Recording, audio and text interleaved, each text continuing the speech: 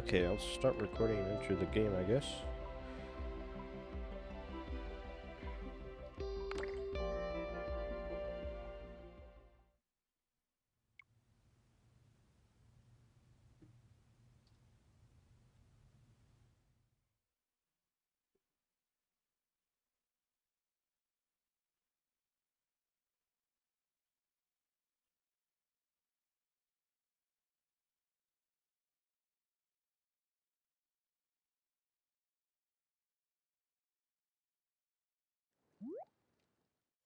Ta-da! I'm just gonna say the same thing. It is Saturday, the day before beta closure.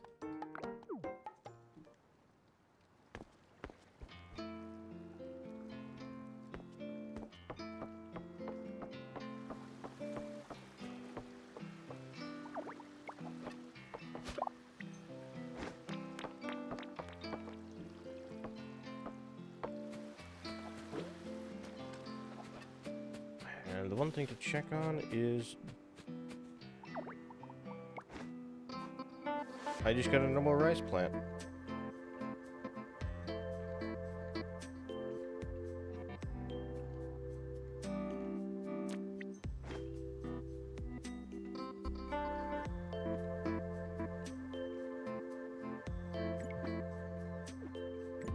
Well, I guess I have one more chance of getting a bazaar.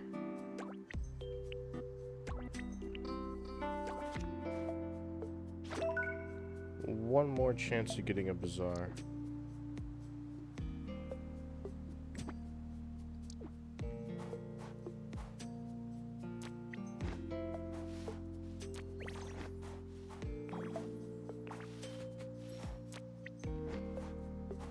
Normal cabbage.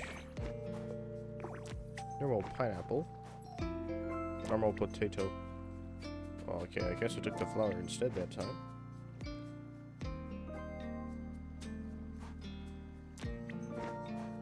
Normal passion fruit.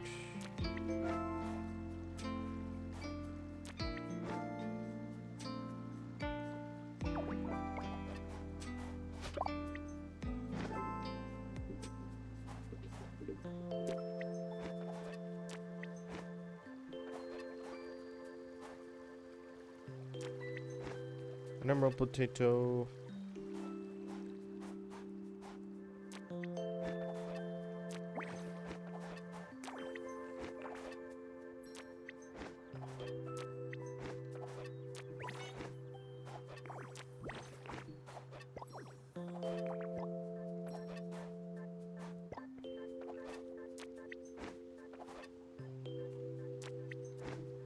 Normal corn.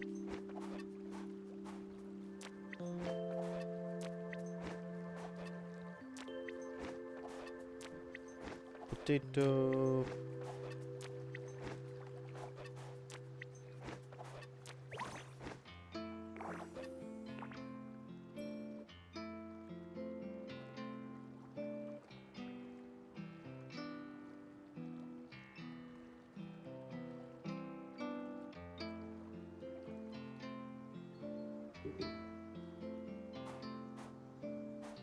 No more corn plant.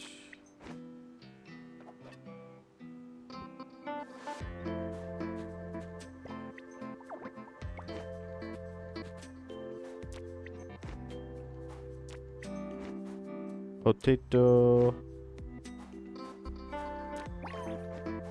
Cabbage. Pineapple. Potato. Potato. Potato.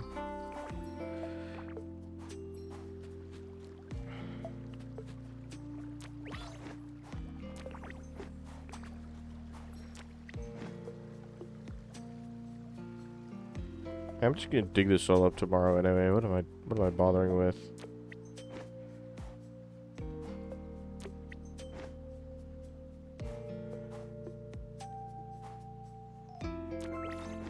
Anyway, the one thing that I'm gonna do here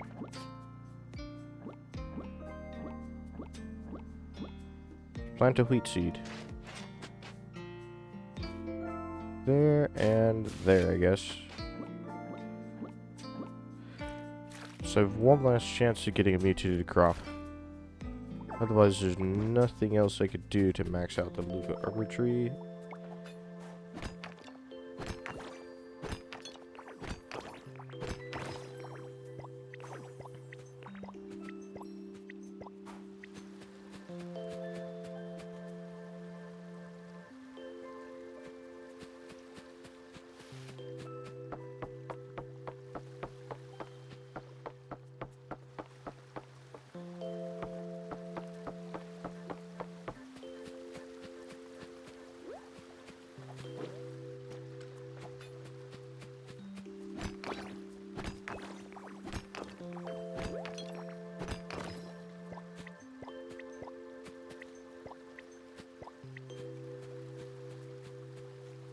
Wonder when the weekly wall grind will start.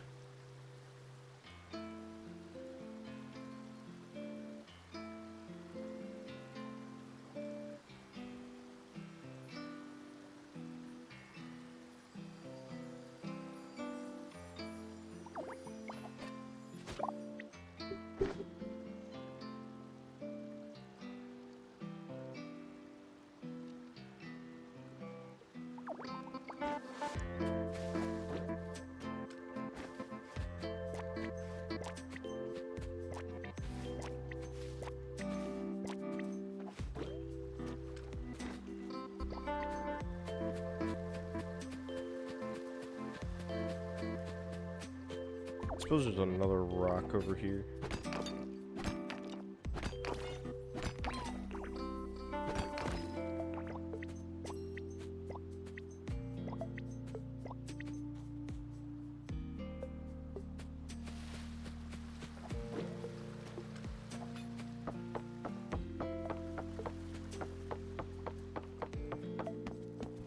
She looked like she was literally on fire for a second there.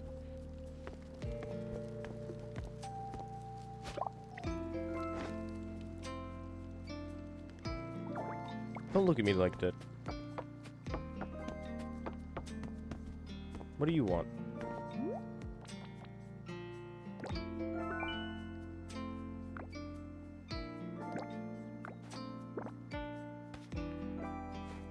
Well, I suppose I lose resources again.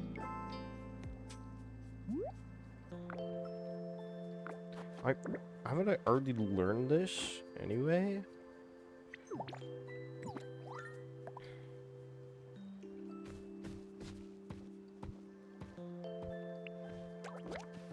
I guess not.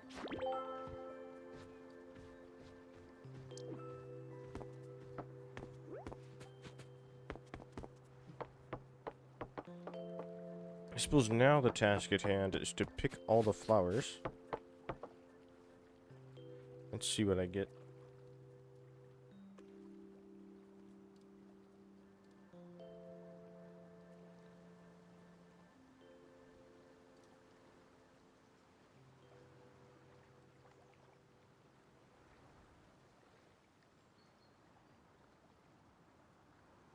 Hello, Marvel.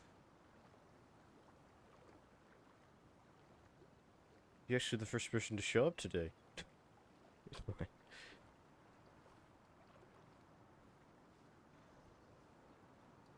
Well, I guess it makes sense if you go manually. I don't think live alerts were sent out.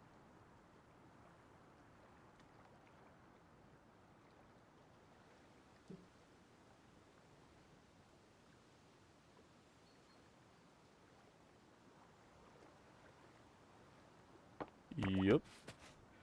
You're the first person to show up today.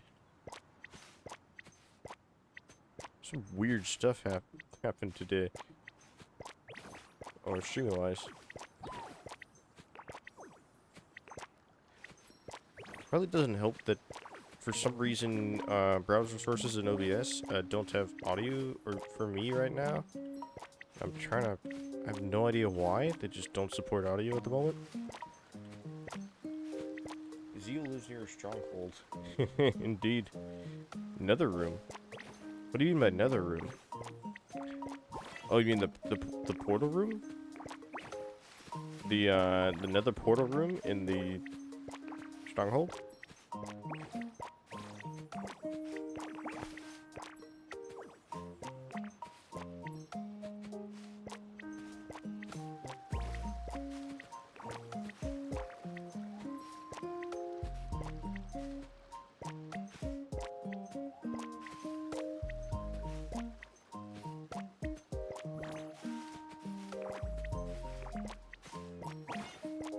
Another portal room.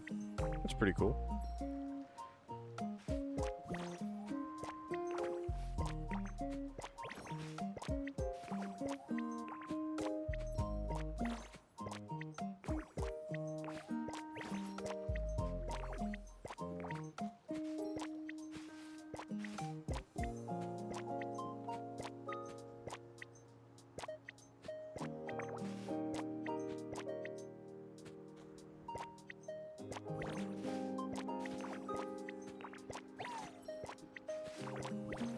Well, the storeroom, then Enderman containment room. Interesting.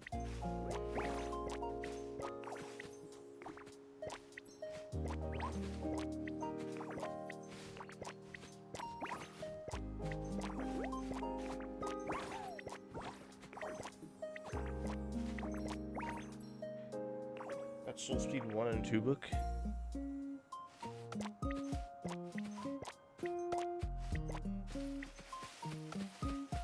Soul Speed you can get from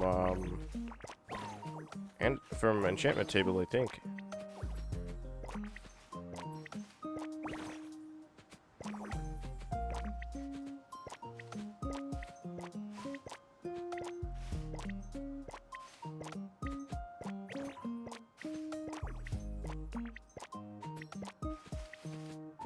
It's gonna be ancient city time for Swiftneek.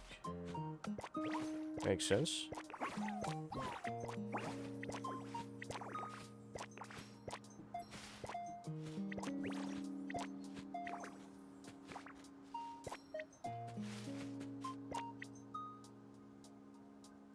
What do you mean, nope?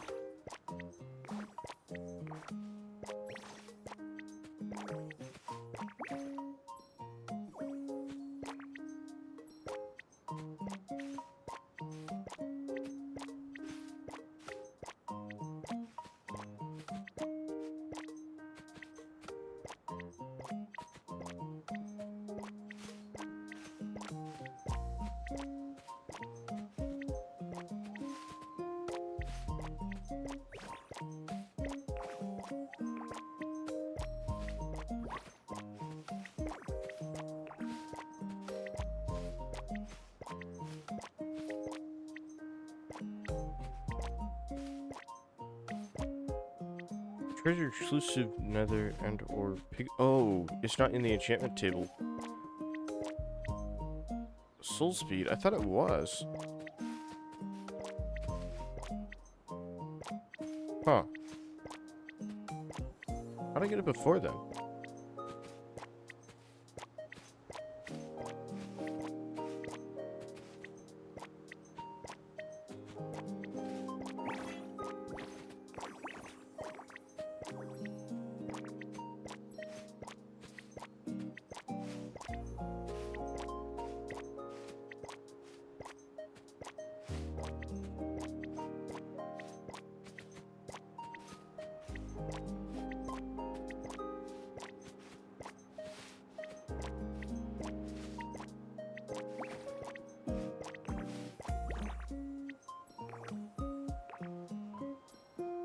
We have about 20 minutes until the weekly wall grind starts, I think. Did the math for preparation of Farmer's Delight for apple cider. 864 apples. That is a lot of apples. I think there's some on the tree farm. If you didn't grab those already.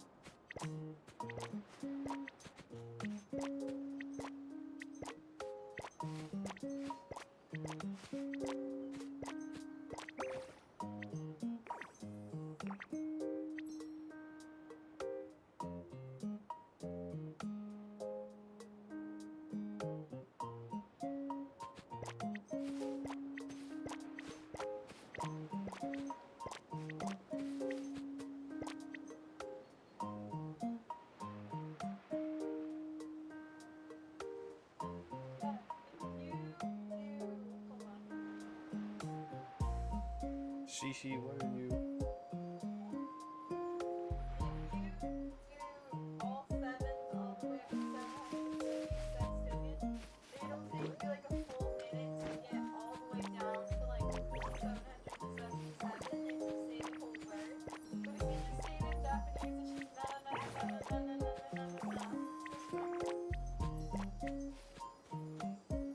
Oh, the text to speech? I think the shooting star is broken. He doesn't know what to do.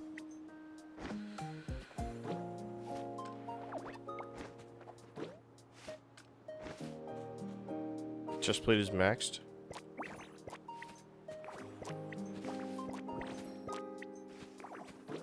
Cece is in VR and is not paying attention to anything going on here.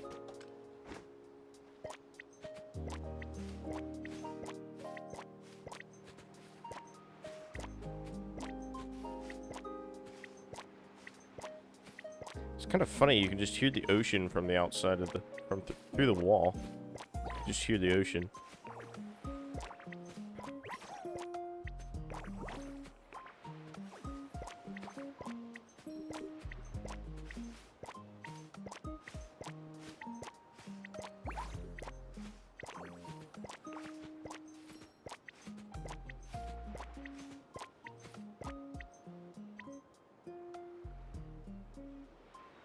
Message is delayed by 20 seconds. That's interesting. Refresh? I know Twitch is doing weird things for me today, so...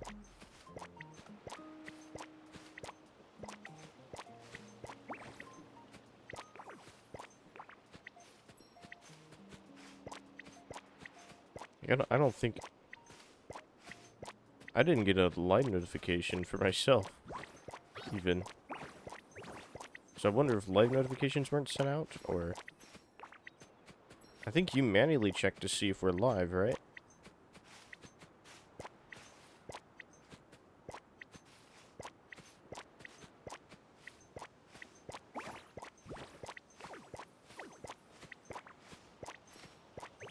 Always manually checked?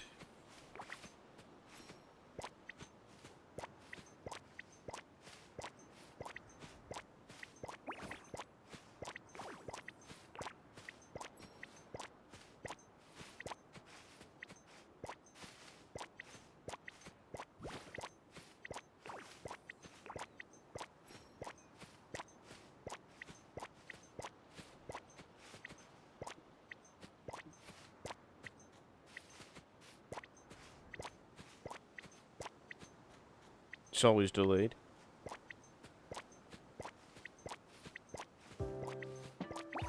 Yeah, on mobile I know there's an extra delay compared to elsewhere.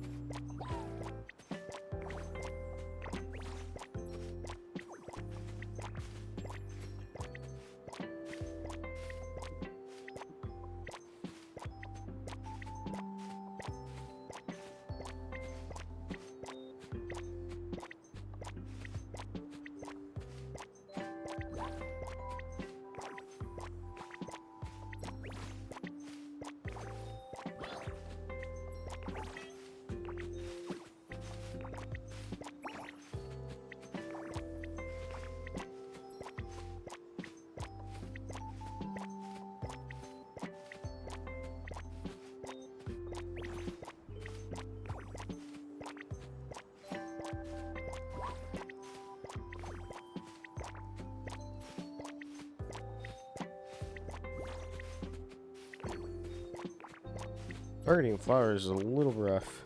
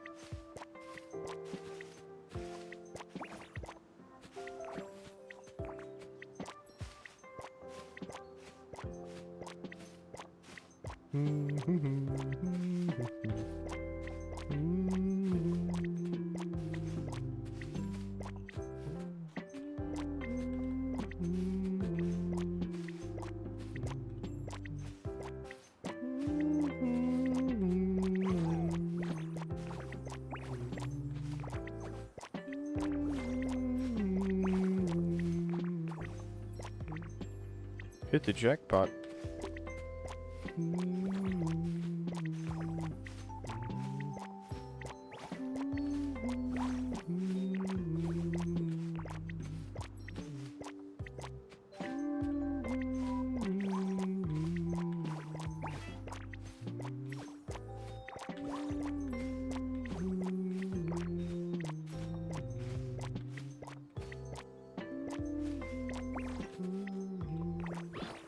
I think this motif has grown on me.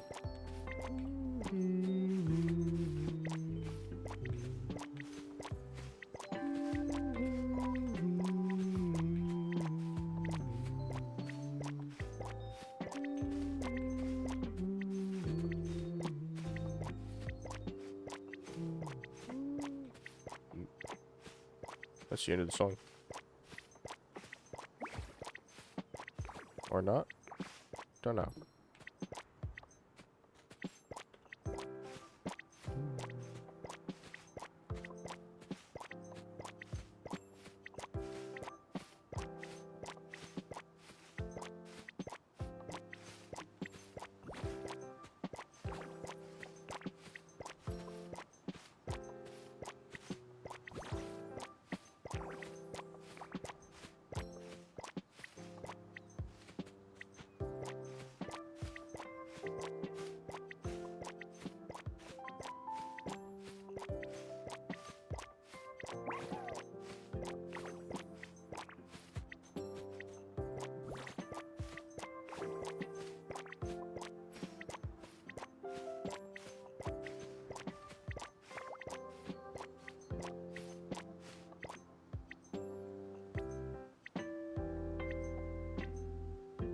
Hit the edge is live. We'll have to join the weekly wall grind soon.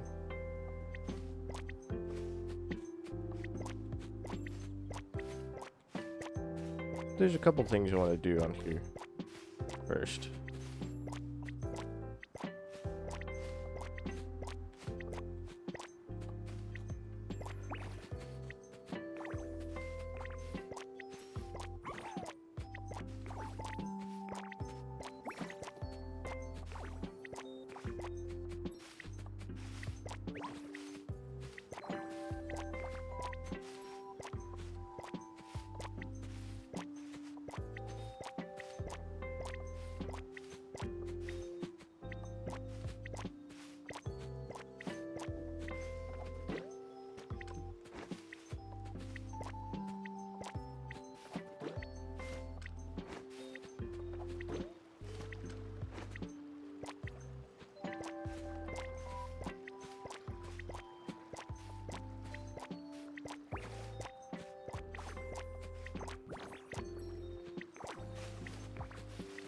Funnily enough, this is actually less laggy than it was yesterday. This planet.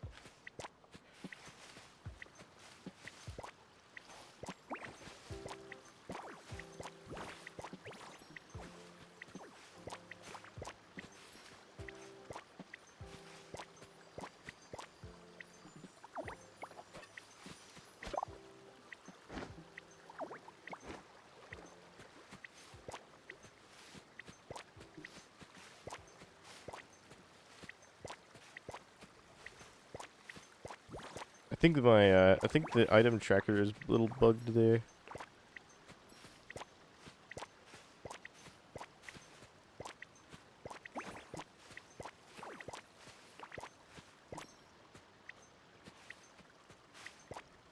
What happened to the item tracker?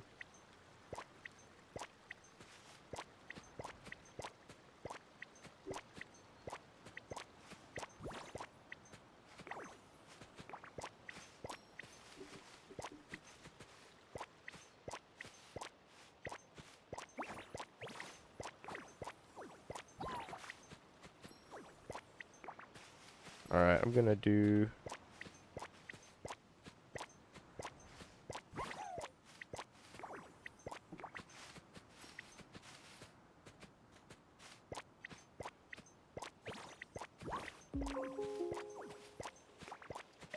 Missed a sunflower somehow.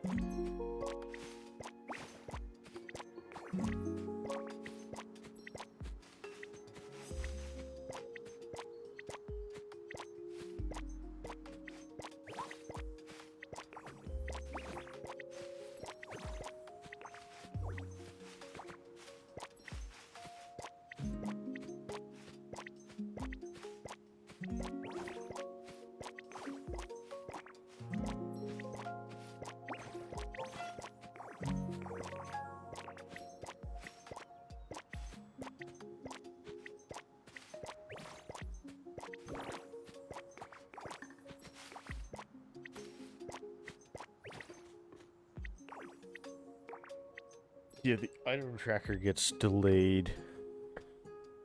That's funny.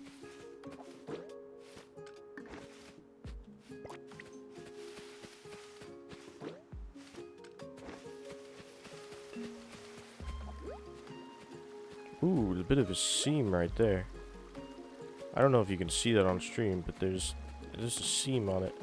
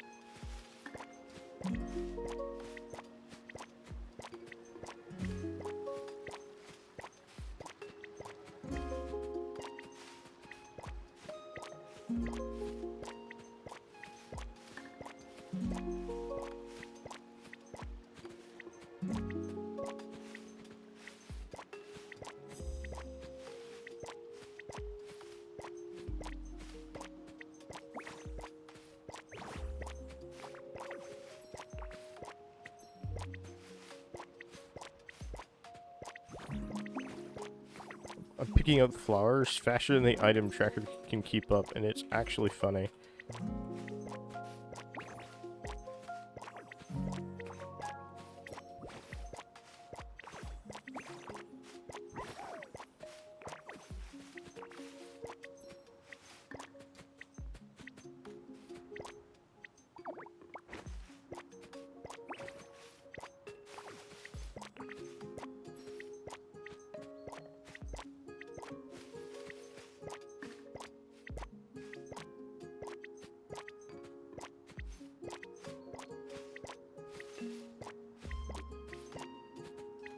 I'm on purple moss roses now. Oh, the item tracker is catching up finally.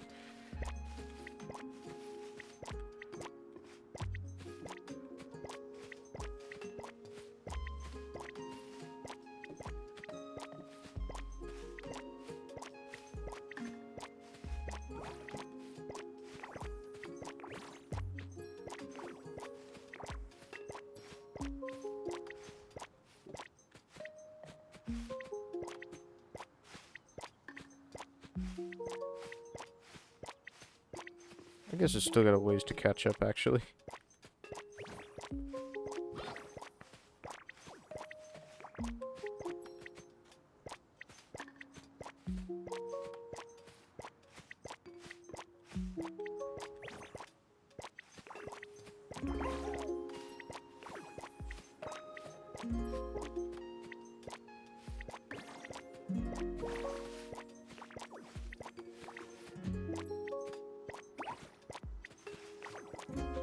Wait, let me have this flower. No, let me have this flower.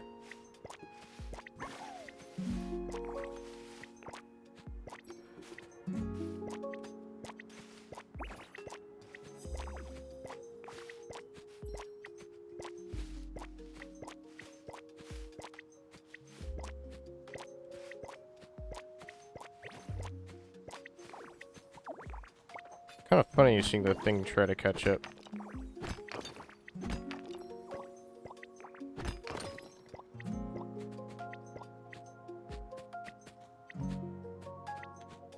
That windmill is still broken. It's funny.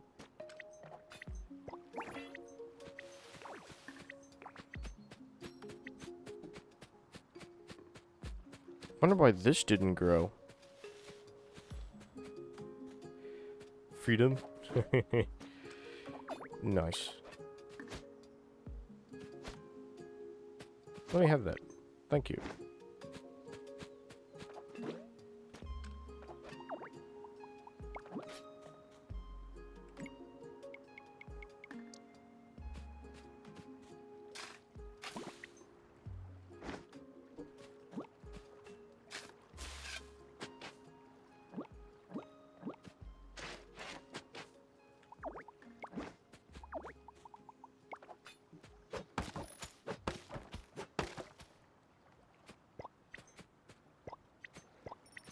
I'll do that later. For the moment, I need to sell all my crops.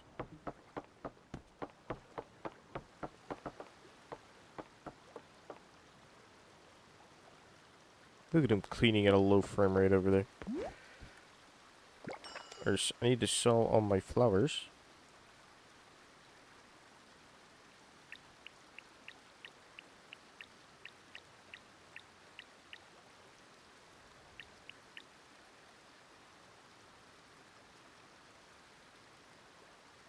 I think that's all the flowers.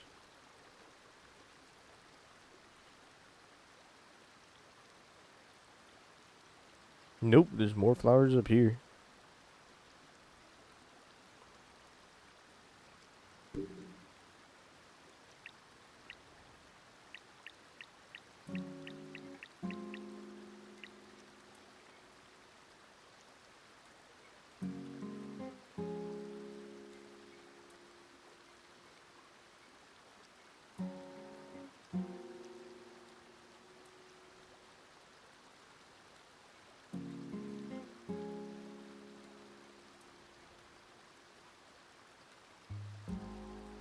That stacks of gold.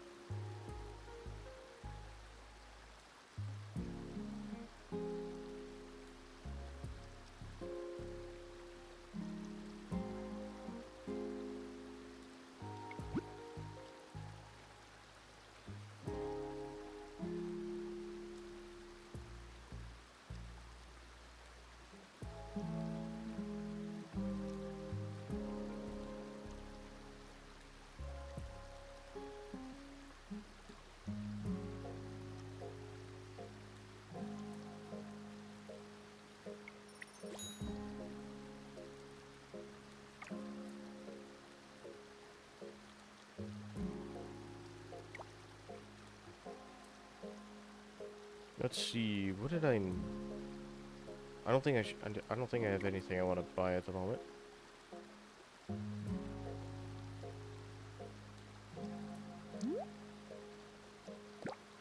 since I'm done planting stuff.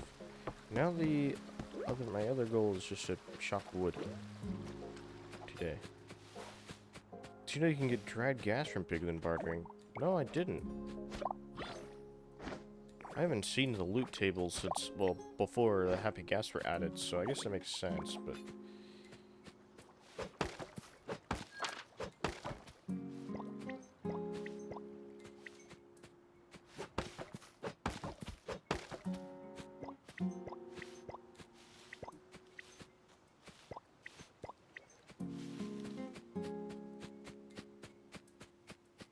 Glubby. Hello. Hello, Kyle. How are you doing?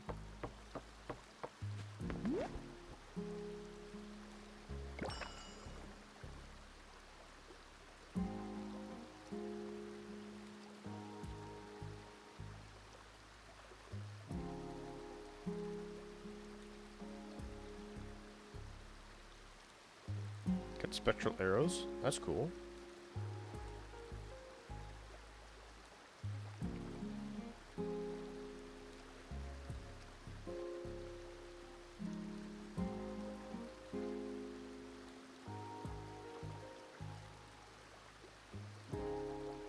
Let's see, how much wood do I have at the moment?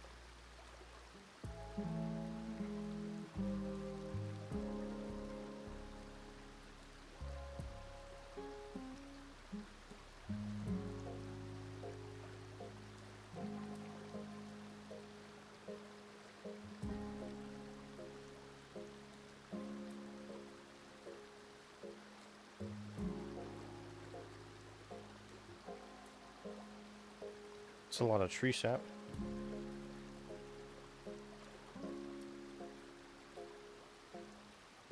A lot of ginkgo.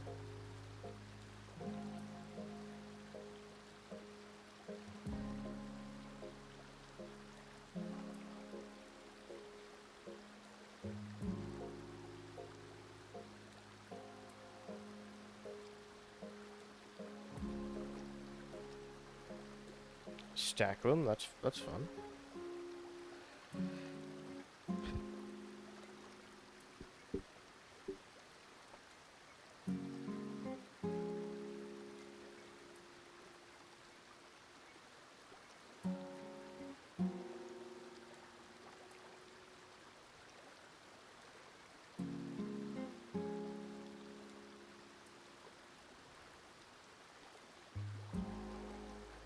Wait, instead of tracking all this, what if I just sell all of this?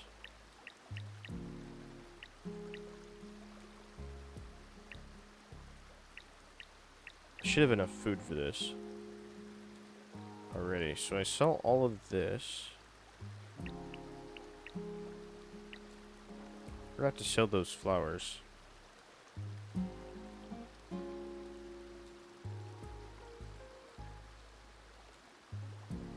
Yes, I should have plenty of food to cut down all the trees today.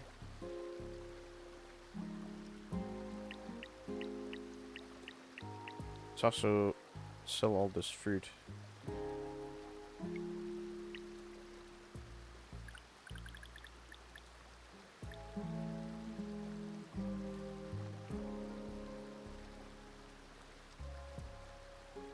So let's sell all this. 2 netherite ingots for you. Yay. I'll log in maybe tomorrow.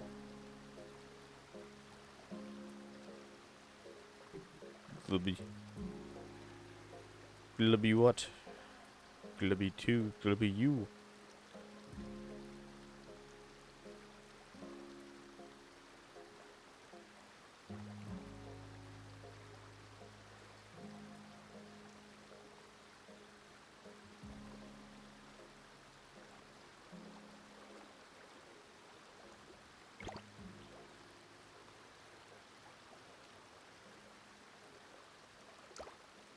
Snowy cantaloupe. I didn't select any snowy cantaloupe, did I?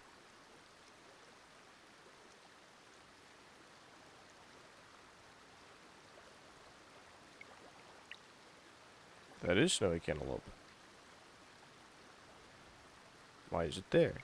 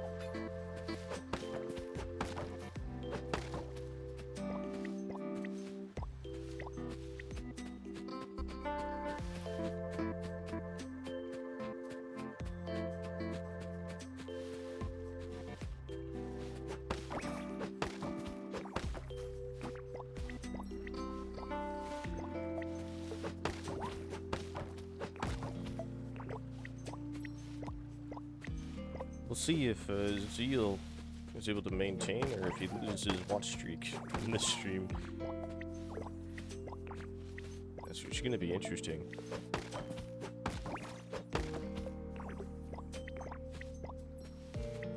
Yay! Got a good sword again.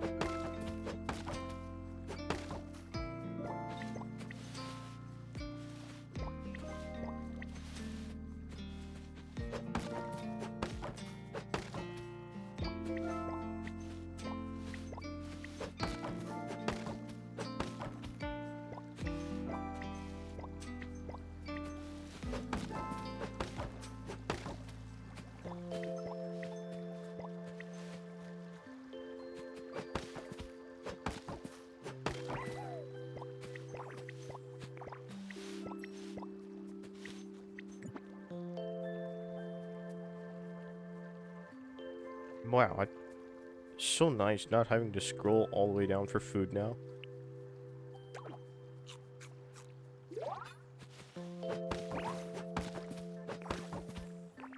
Give me loot.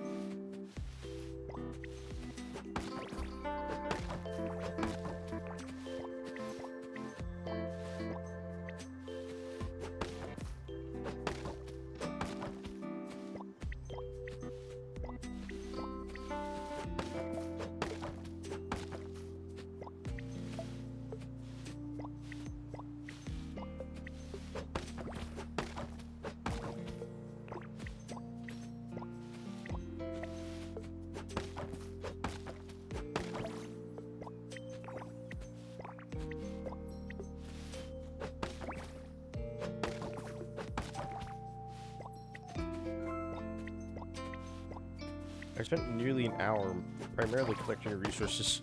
I'm not even through all the. I'm not even partway through the trees yet.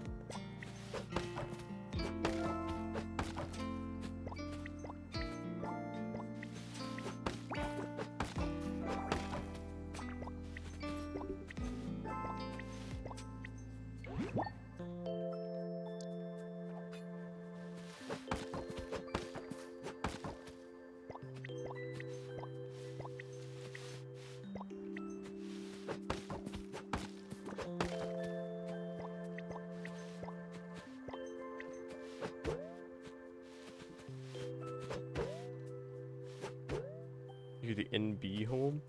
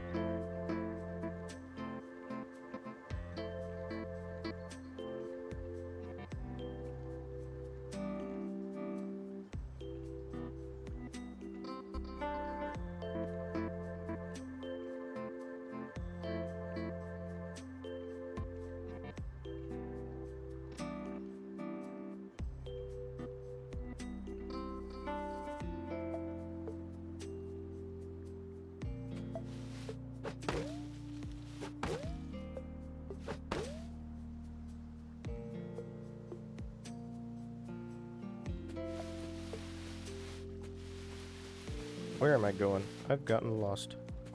I think I was going down this line. Yes. Please.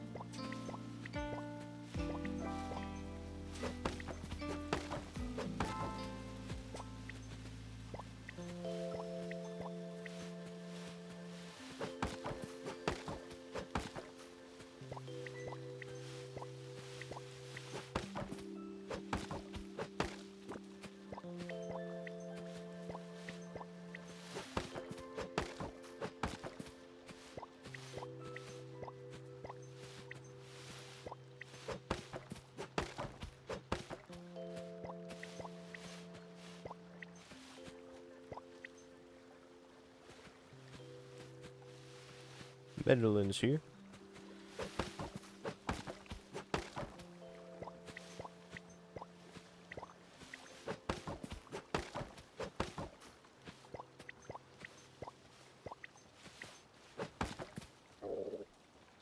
Oops.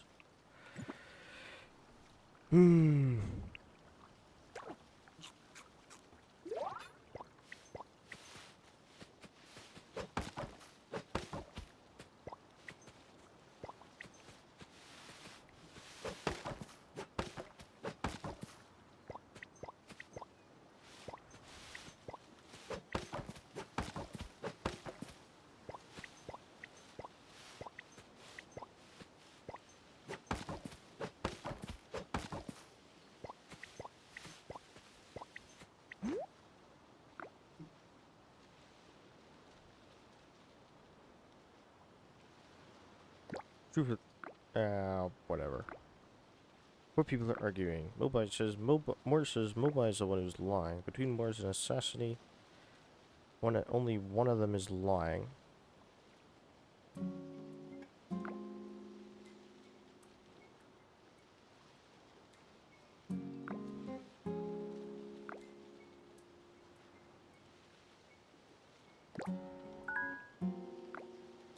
Okay.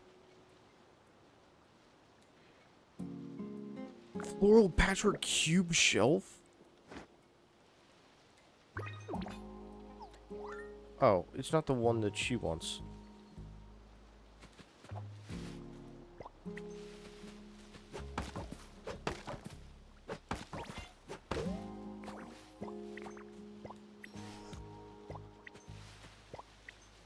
She's sipping the drink.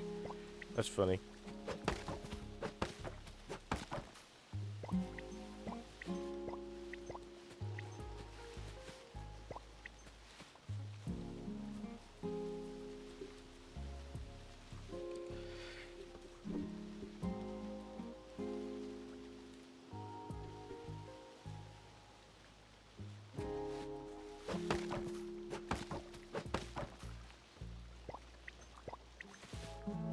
Yep, this is the last Petit Planet stream.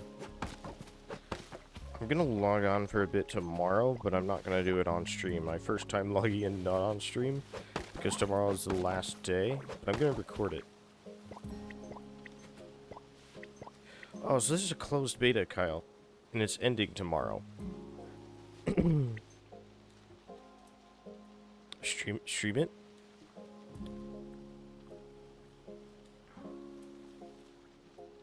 Do you... I don't know if I'll have time to stream it, actually. It might be late at night that I get to... Or no, it's not going to be late at night. It can't be because it closes at 8 p.m., but,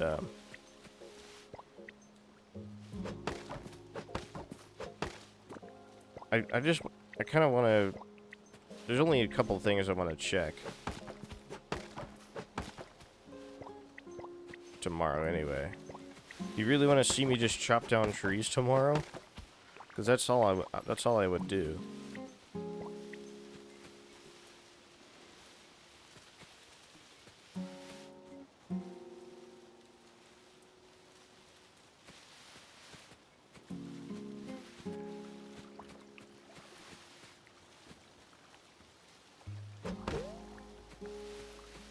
Yeah, I understand, because I don't think any of you are, maybe only one or two of you who you've come here is actually gonna play the game on release. I understand that.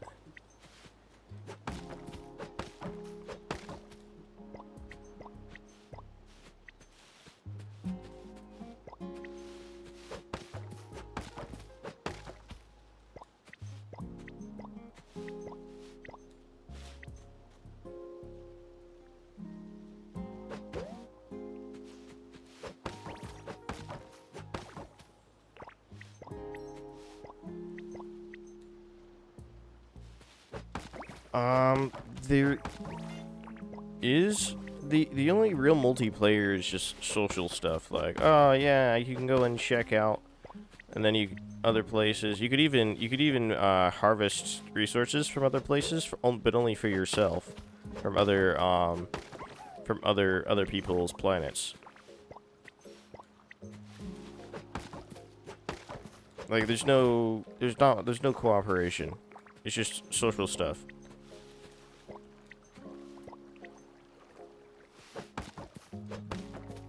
It'd be cool if they released co-op or something, and then I could have a co-op with viewers. That would be fun. But they need bigger planets first, because I've literally filled this one to the brim, or almost to the brim. Like, I'm not gonna plant any more trees because there's almost no more space for it to still look good.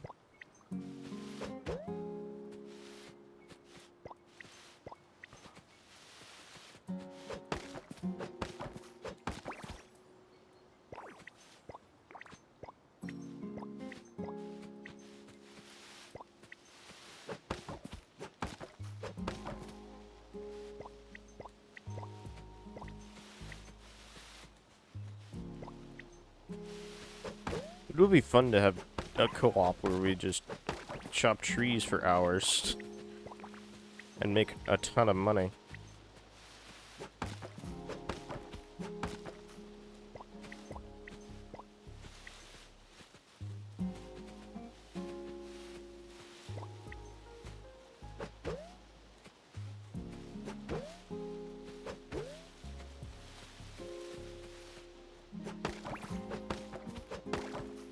Oh, I'm onto the apple trees now.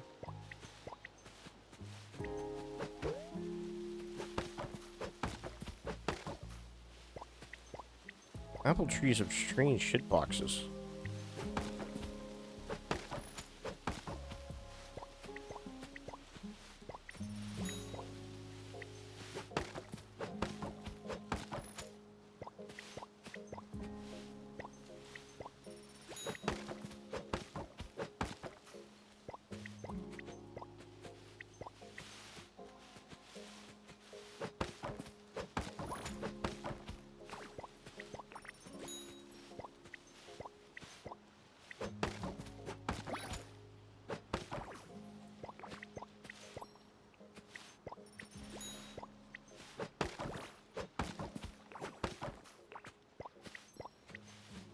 I guess there's still a couple more plum trees.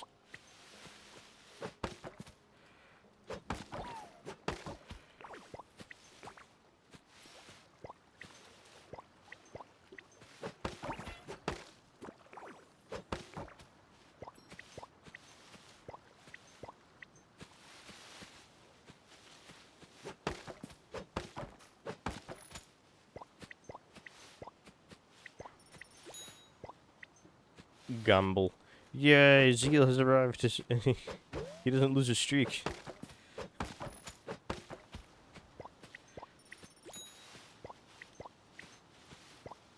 Hello, Zeal. No one's redeemed first yet.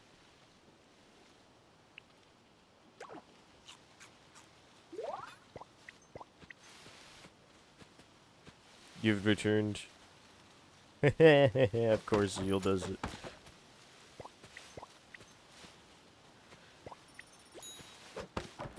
Now that I mention it, you know.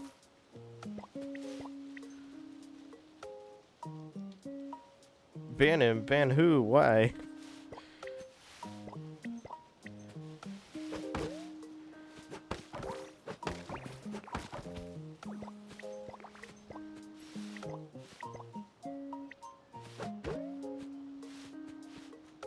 For redeeming first.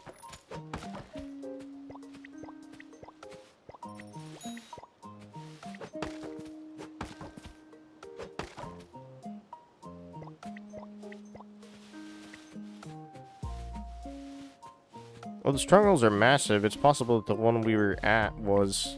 It just extends all the way to Zeal's base.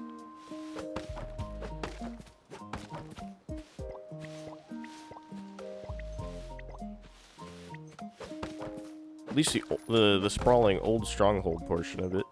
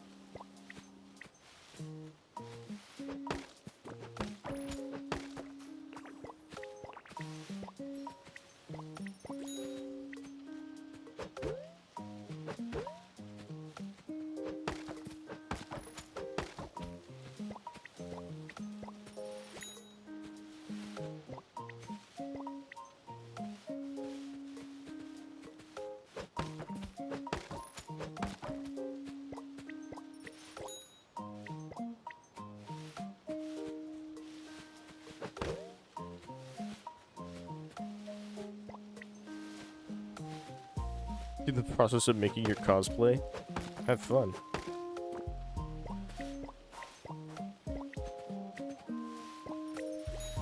That's at least like a cool cosplay. If it's that same cosplay.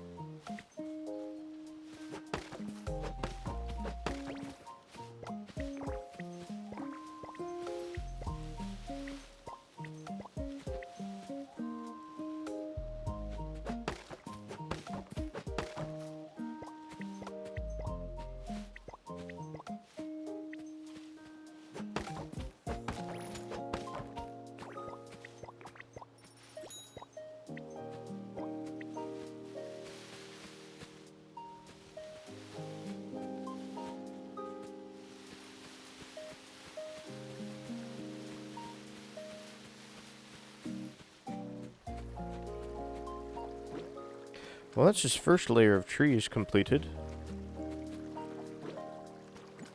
And I already have 92 raw timber, only 7 tree sap.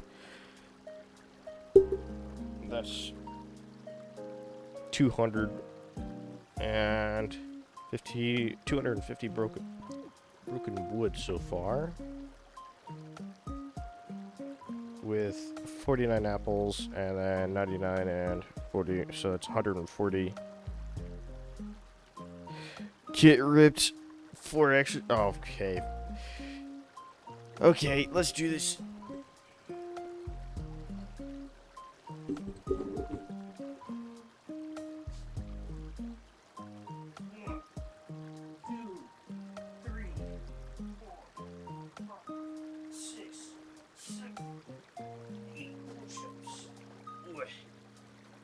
That's 8 push-ups.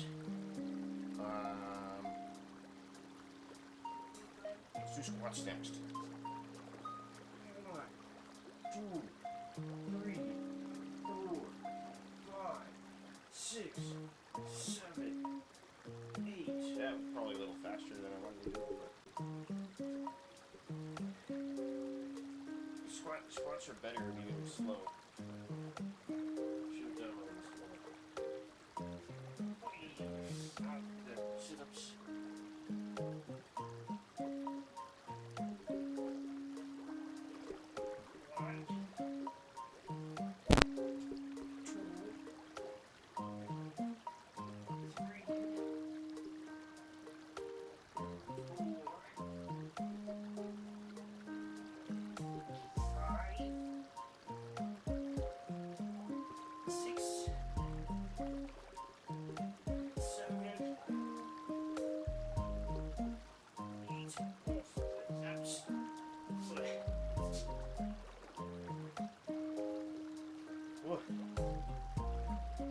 Jumping jacks.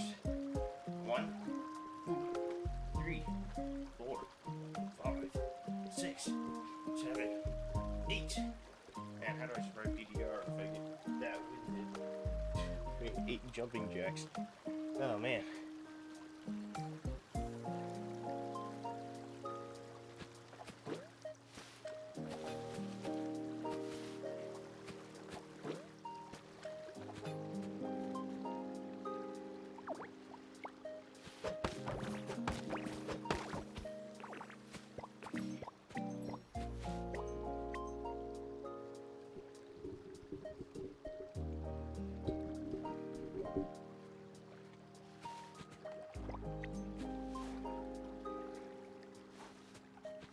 Oh, some of the stuff between the trees is still there.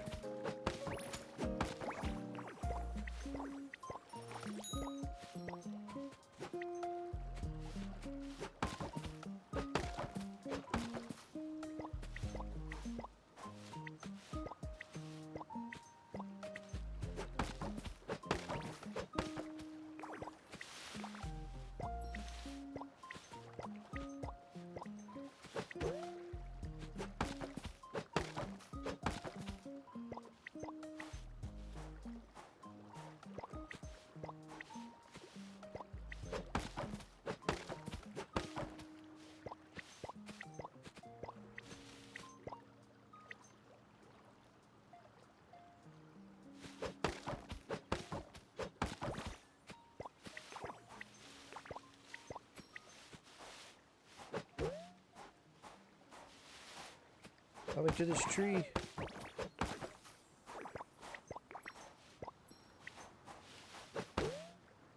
This tree.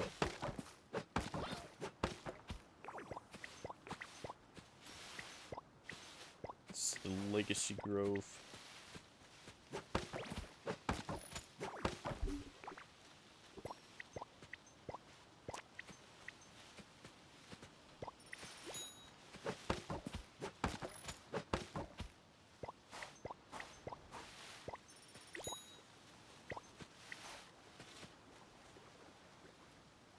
There's still some fruit in some of the trees, but they aren't worth...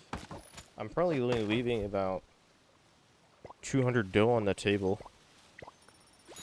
Considering I'll be making a lot more from the wood alone. I don't think it's too much of a problem.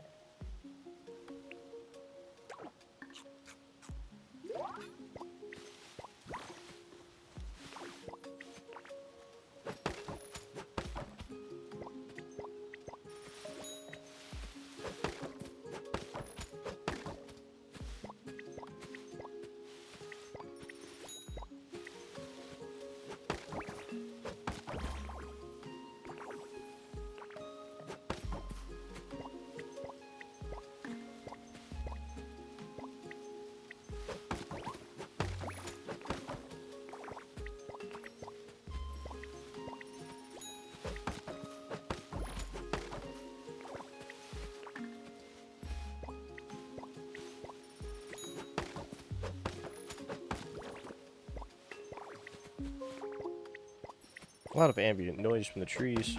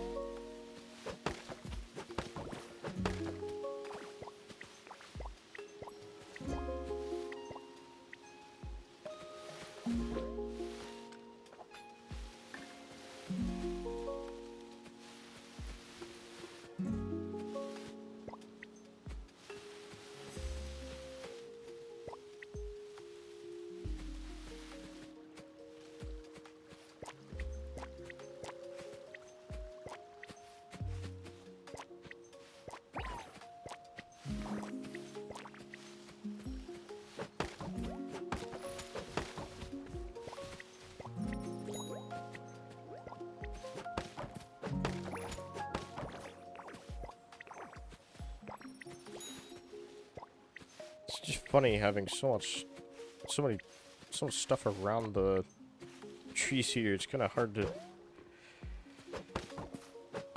cut down some of them.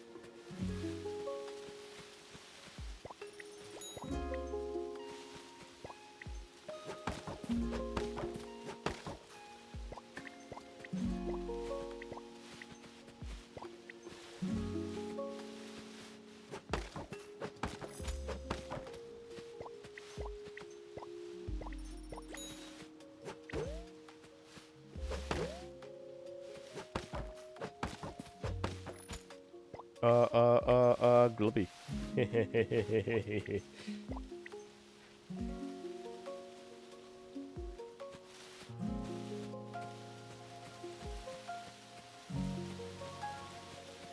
Oi. I can't get around.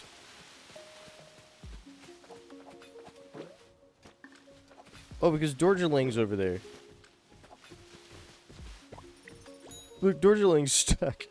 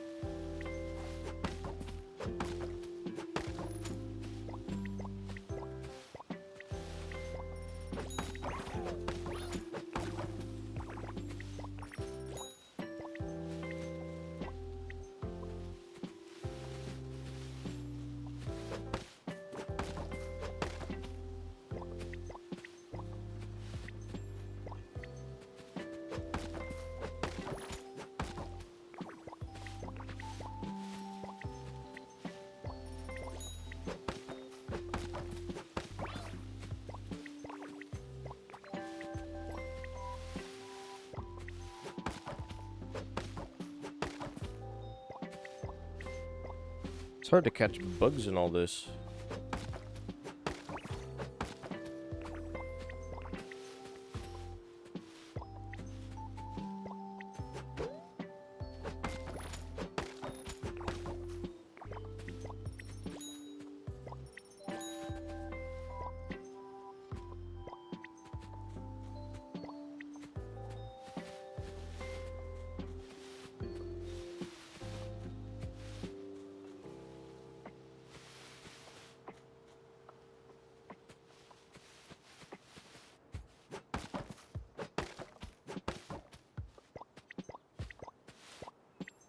Lame wood and avocado, huh?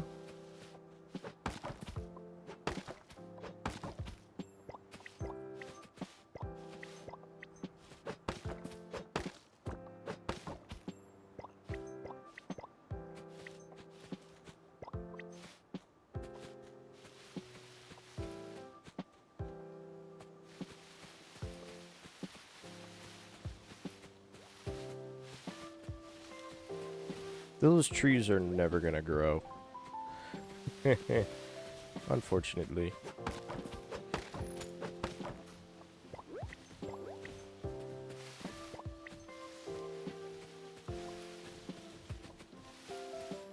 Some stuff fell down there, but whatever.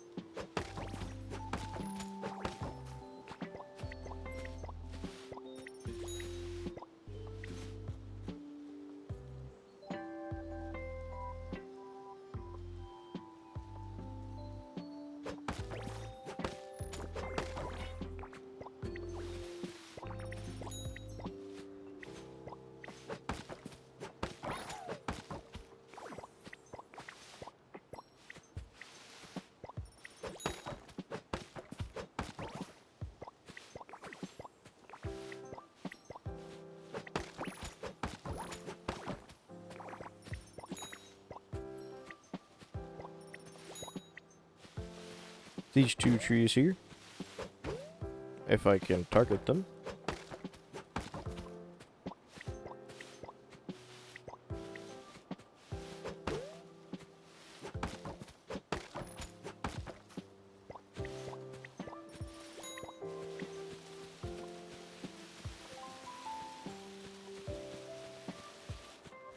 Well. This has happened again. Again.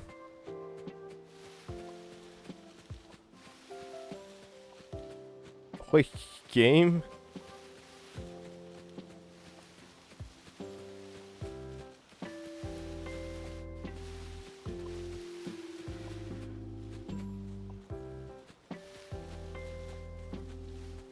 I was kind of stuck there for a bit. That was weird.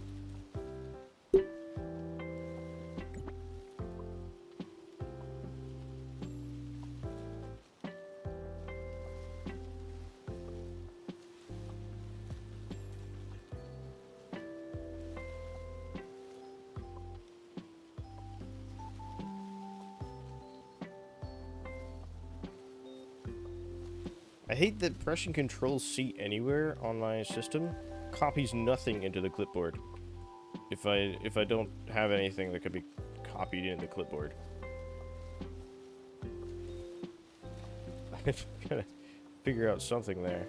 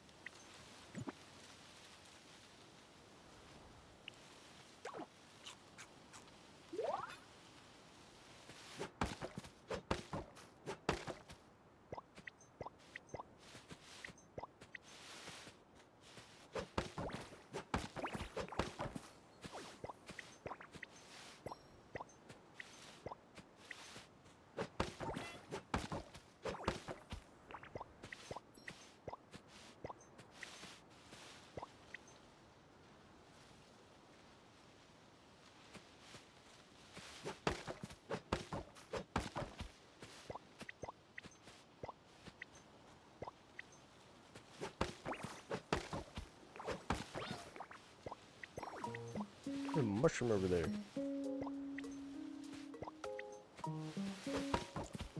Mushrooms grow around trees. It's kind of strange because in real life, mushrooms grow in warm soil. I mean, suppose they do grow around trees, but...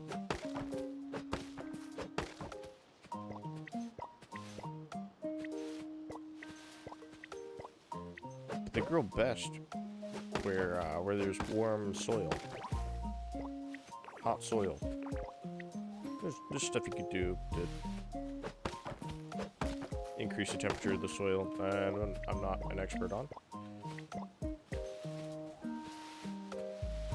It's been a long time since I looked into that stuff. Years. When I was like middle school, maybe. Or no, maybe high school.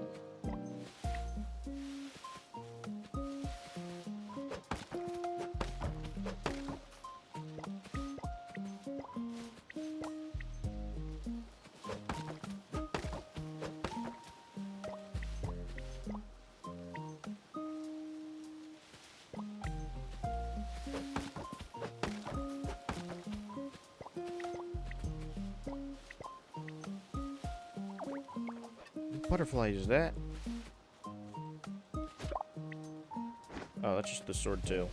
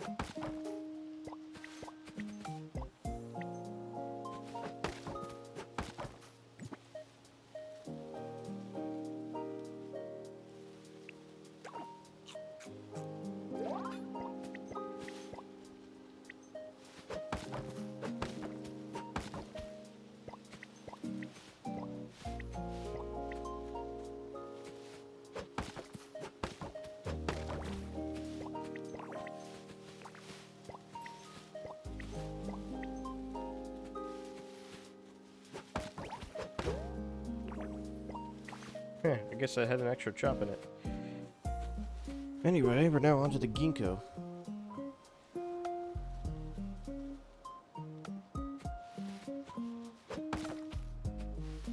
Guess there's a piece of broken wood I left here.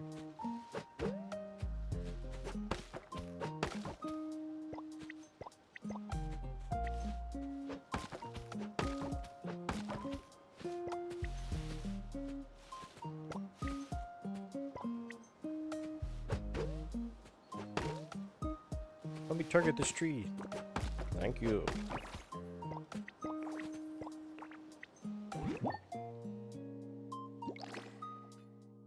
I'm gonna switch back into this thing.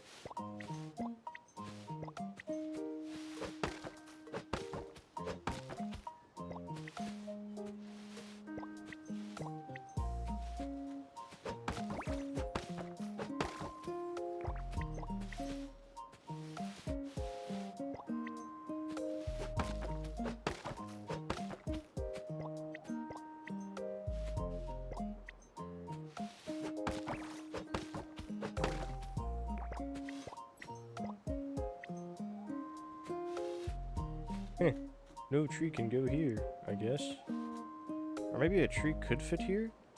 Why is there no tree here? Huh.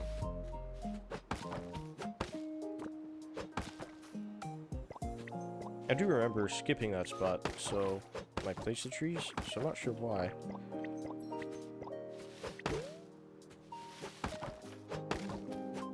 It's not a, so the game didn't delete the tree, I just have no idea what. Yeah.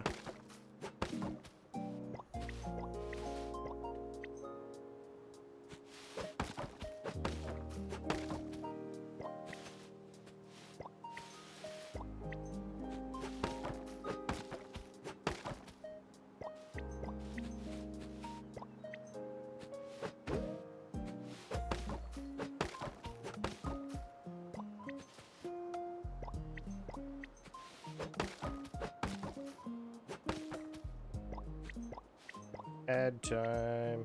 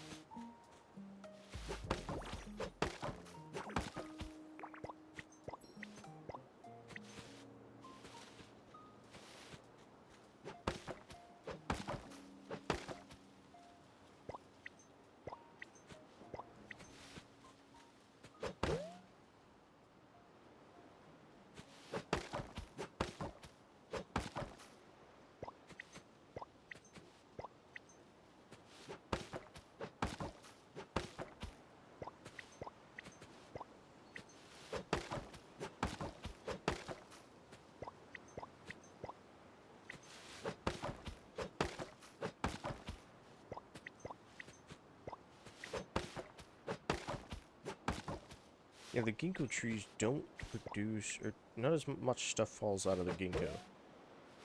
Well, mainly because there's no fruit to fall out of it.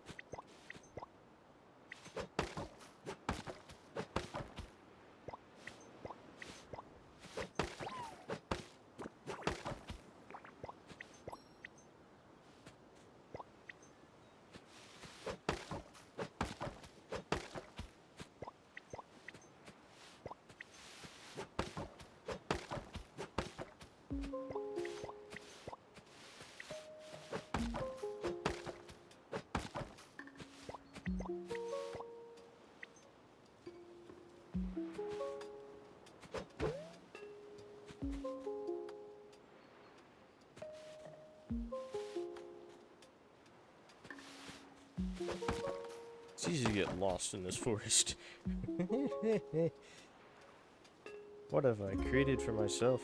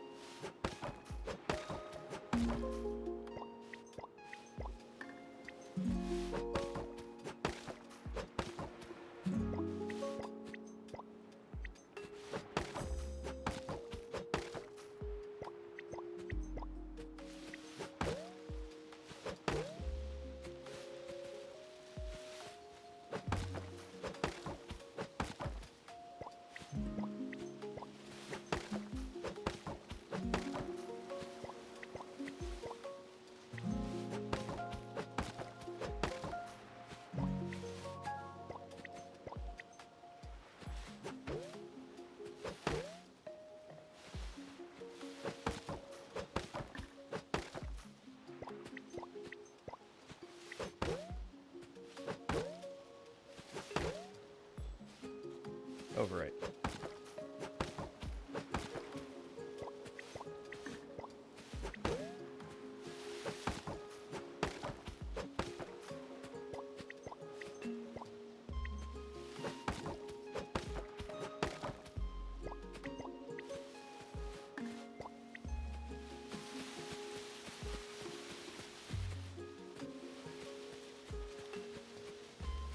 How do we get up here now?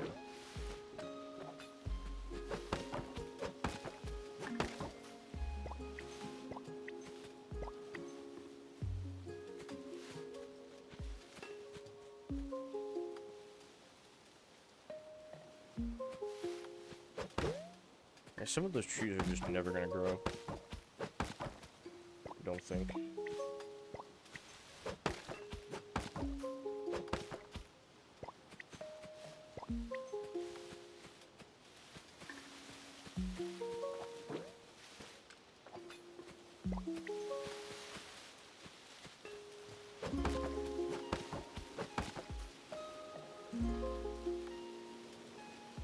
Partially because I'm not gonna have the opportunity to move them before the beta closes.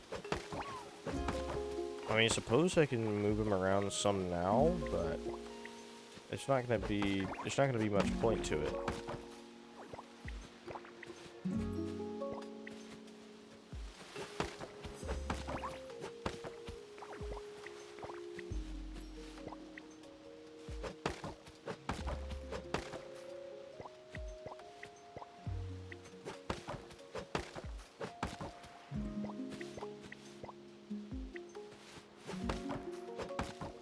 Yeah, there's room for a... What is? Yeah?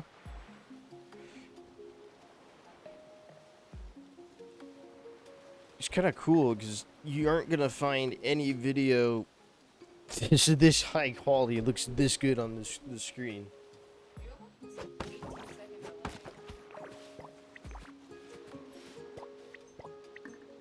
Stream delay? Marvel and Zeal and... Let's see, actually. We can do...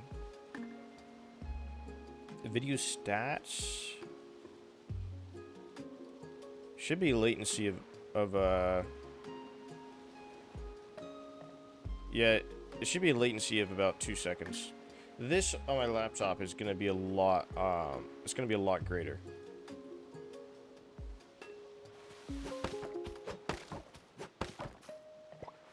Because my laptop is old.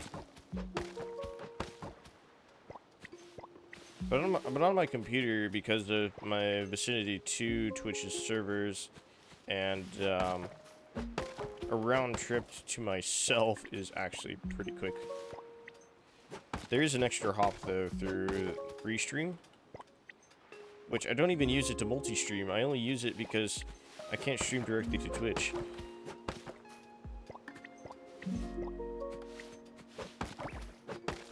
But I can stream to that, and that streams to Twitch for me. I don't know why, it just doesn't work straight to Twitch. It would be lower latency and potentially better quality, depending on if Restream re-encodes the video.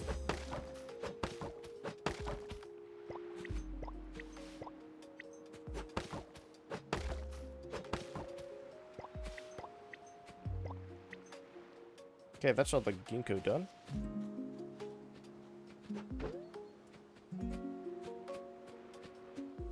Are these ginkgos that haven't grown yet? Those small ones are not going to grow, and I'm not going to fix it. Just a fir tree here.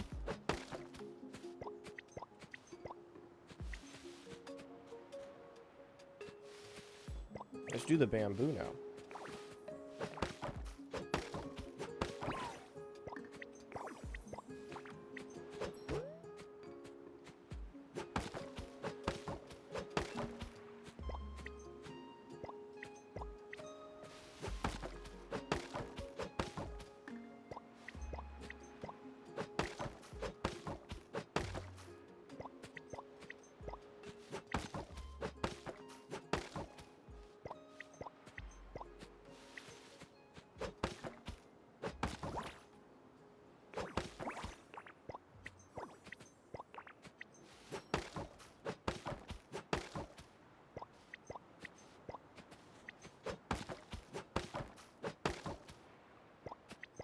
That was a weird location for the particle to hit. I think the particle's actually hitting the other tree for some reason. Just strange. Some screen space targeting. Or I don't think that's what it's called, but it's recast from the player camera, maybe? I don't know.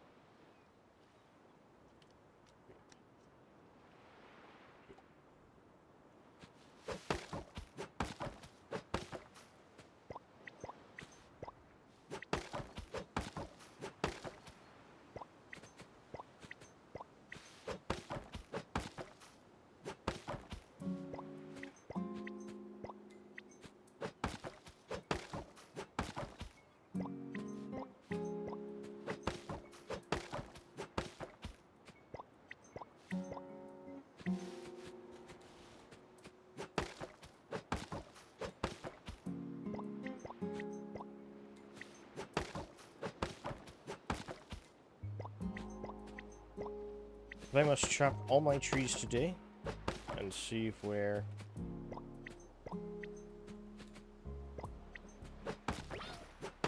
and see how much money my planet makes. That is my goal for today.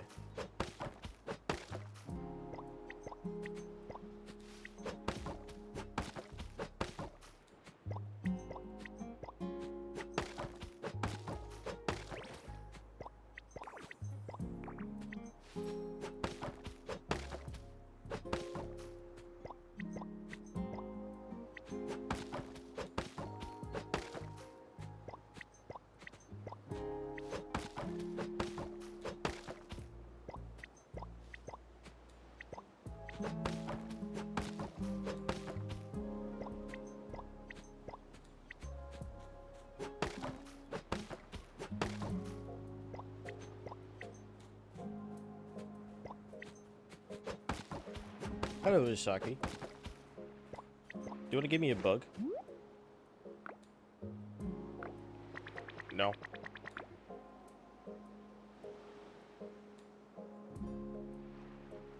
I'll call you Kokoro too. Sure.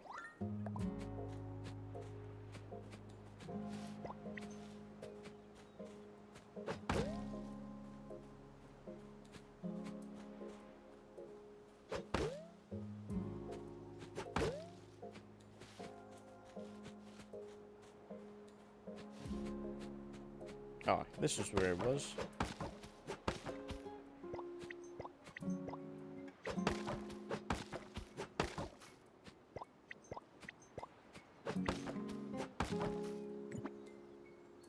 More food.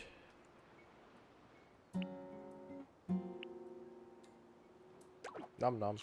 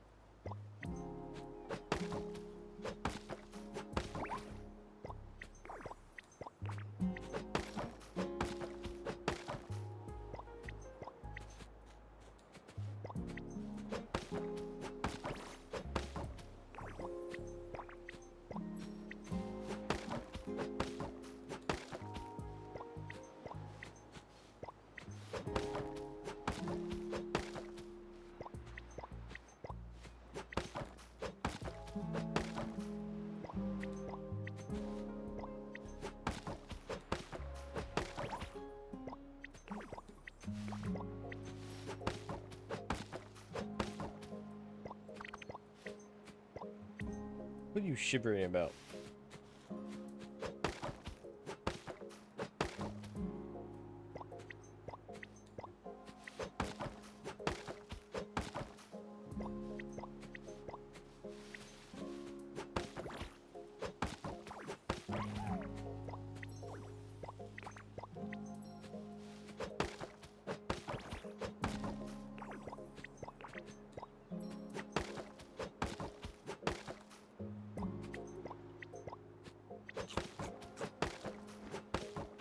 What are you eating? You're not even working.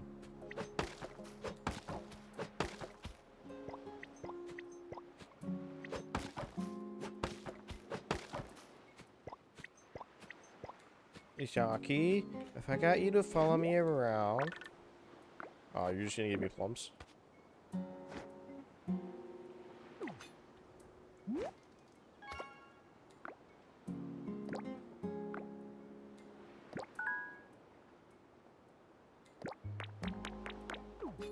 Okay, so you're gonna follow me around? Are you gonna chop some trees for me? Nope, I guess not.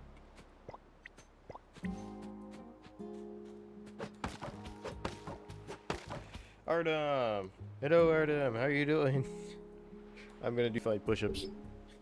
2,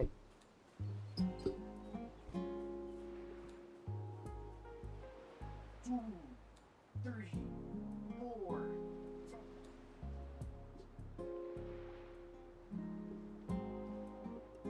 Hellos. This is, I think, the last time I'm gonna stream Petit Planet because my goal is to see how much dough my planet makes. The beta ends tomorrow, so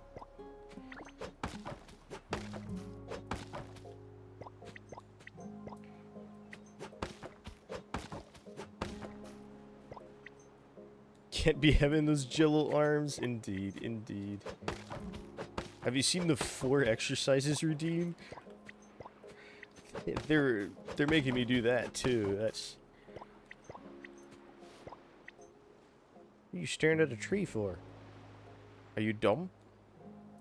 Okay, maybe you're not dumb, but it doesn't say concentrate. You're a tree hugger. Okay, okay, I see. 4 exercises? Alright, Star, I'll do that for you. How you doing, Star?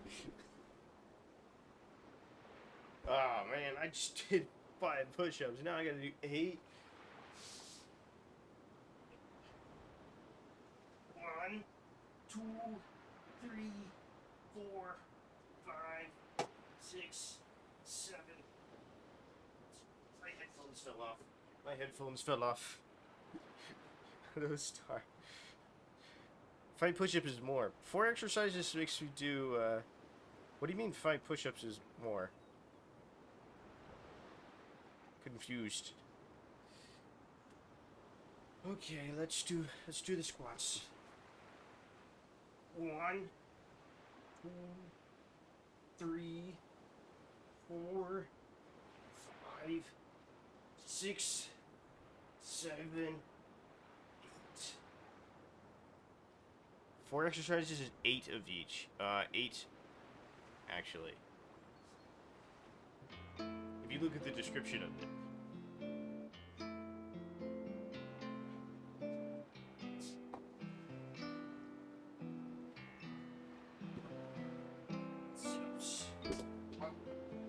Okay, I think I could take my headphones off.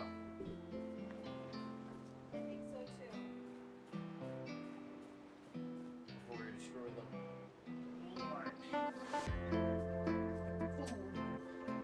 Only a minute. 3, 4, 5, 6, 7, 8. Okay, jumping jacks.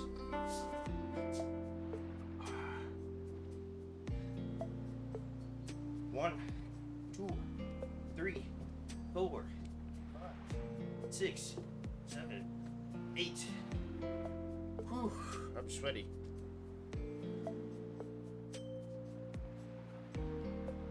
I'm glad I put deodorant on today.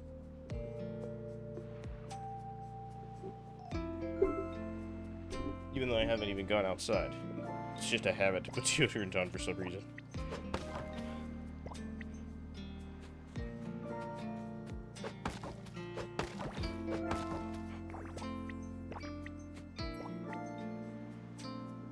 Can't have a sticky slime.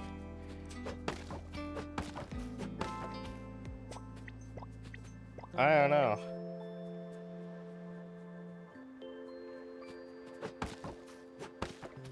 You mean sticky?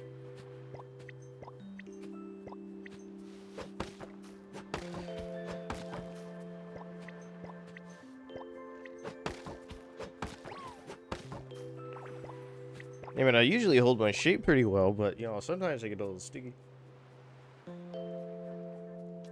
That one AI video called Elon's Musk. I'll have to Google that.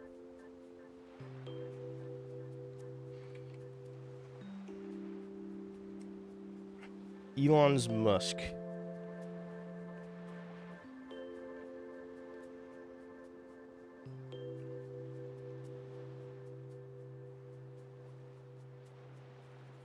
Breathing? Because I'm not getting anything here. Breathing? Breathing Elon's Musk. Stackers dancing, don't ask why. Recycle rockets spark the sky. The stars are linked, grow friends, AI. His heart's go It's got some brain rot.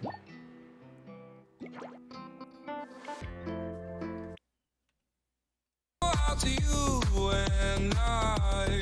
And all the cyber trucks will fry. Turns out he packed this orange guy. Flamethrower feeds the Falcon thrust. Now we're all breathing Elon's Musk. Named his pit capture code. He's building tunnels under roads. Neural lace in every skull. He purchased a lot of tokens. AI and his rays are young to meme or not, you know. It's not super high quality for 1440p. Gaming feats, now that's a lie. I don't think. Unless the... Yeah. Oh, never mind. It's a little bit better.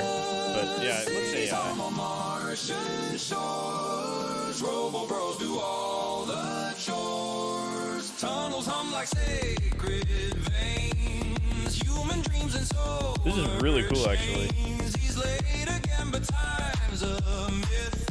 He bought the moon and exits glyph. The richest clown, the rocket's cuss. What's that smell? It's Elon's Musk. It's Biden. They worship memes religiously. The sky's a grid of Starlink threads. GPUs crammed in our heads. He has a vision, man, really cooks. Grok, imagine how sick this looks. It's looking like the budget's toast. The Epstein files are just a ghost. That old non-profit closed. AI leaving Elon high and dry. He sold his house but bought the sun for 20 trillion. Starships run enough to fight the Zuckerberg, Sam Altman and his Ghibli horde. So go get chipped, it's just a plus. If Elon said we surely must. Now breed, you fools, or we'll all die. Just salute and let the tism fly.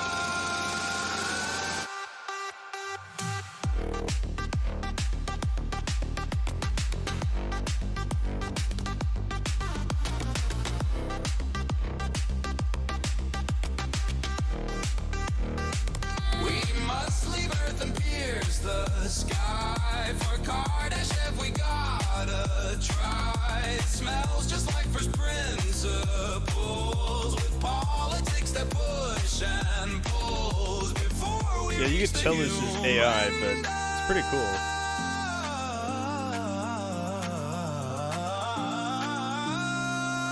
Come take a whiff of Elon.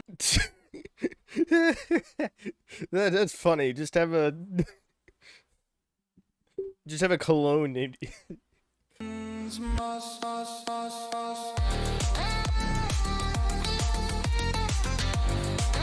I'm not sure what the deal with cat girls is.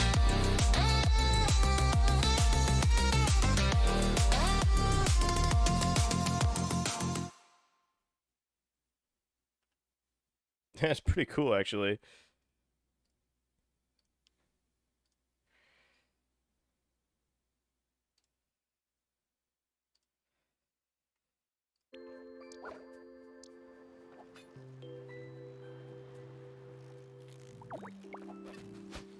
Oi.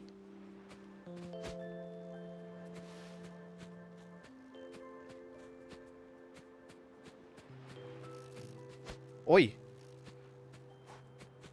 Ah, I'm gonna give up on that one. Wait up. Well, cut some trees down for me, please. Do some work for me. You know what? Go away.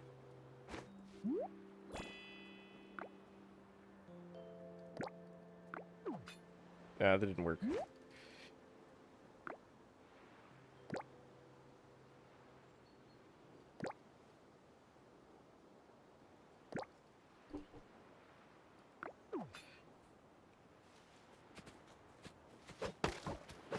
But I think what he's done to make that is he spent a lot of time prompting and a lot of money to regenerate things over and over until he gets to the results he liked.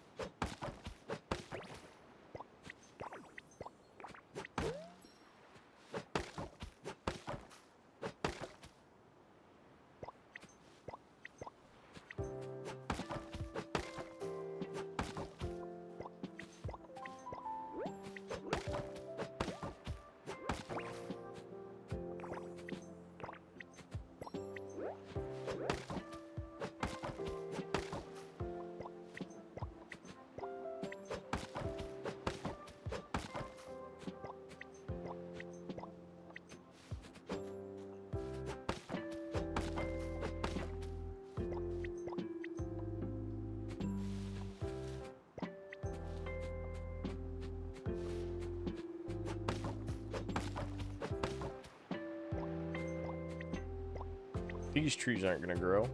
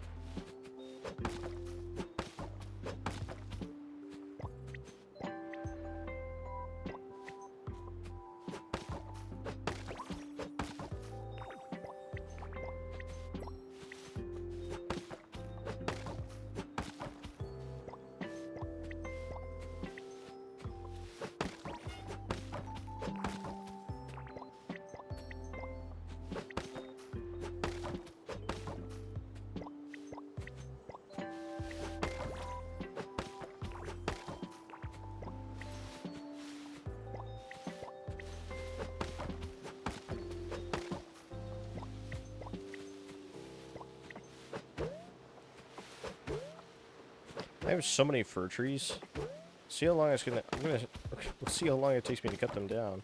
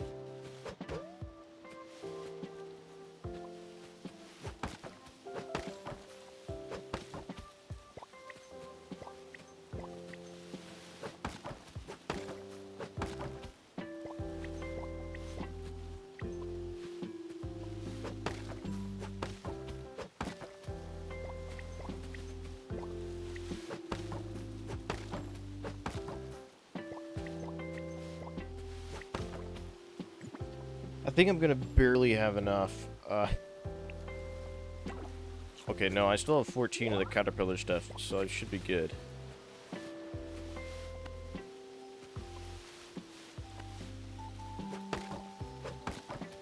Oh, strange sound effects. Hello? What is happening with the sound engine? Hello?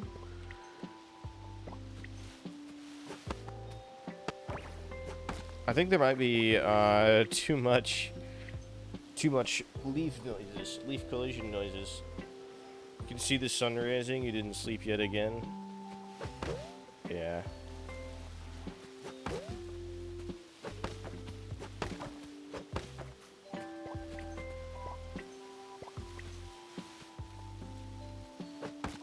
Sounds like you, Zeal.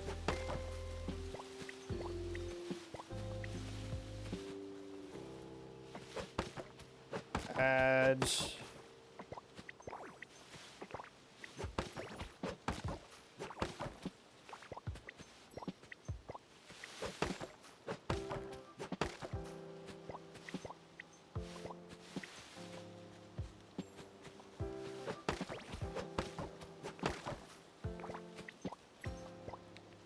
Good thing it's Sunday. Yeah, you can just sleep later.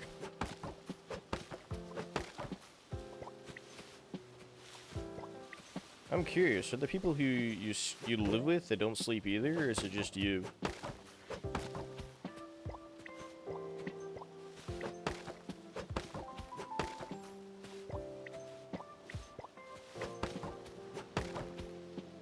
Just you?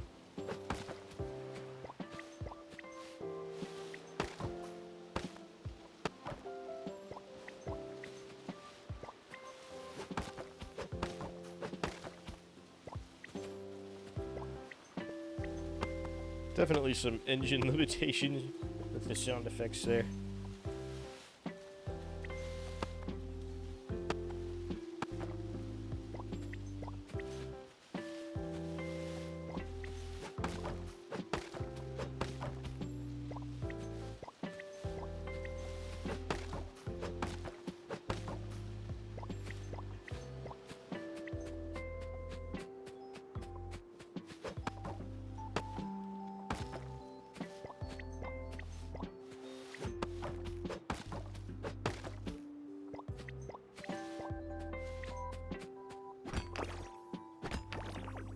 Hello, Usaki.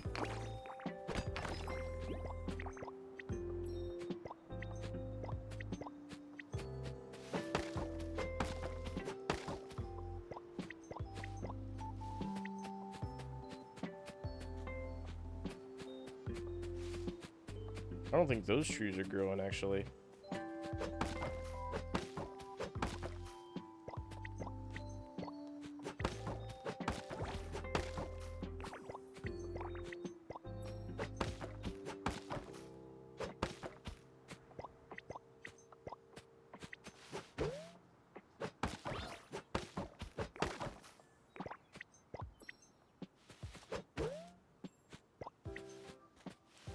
These trees are too close to the wall there to grow. They can be placed there just fine, though, which is weird.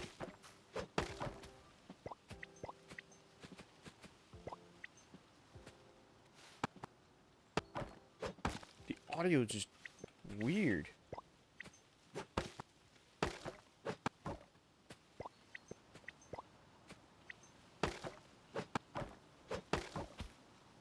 Armored MMA? What's armored MMA anyway? Decal broken too? Have I cut too many trees for the... Whoa, those are some broken decals.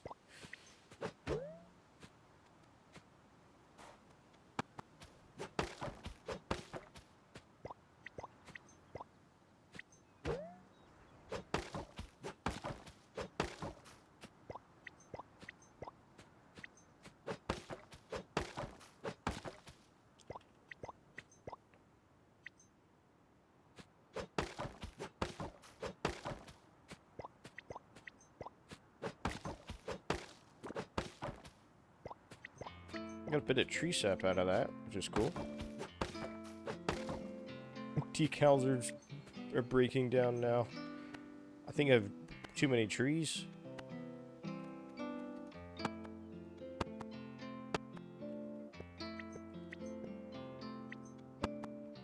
The sound effects are broken.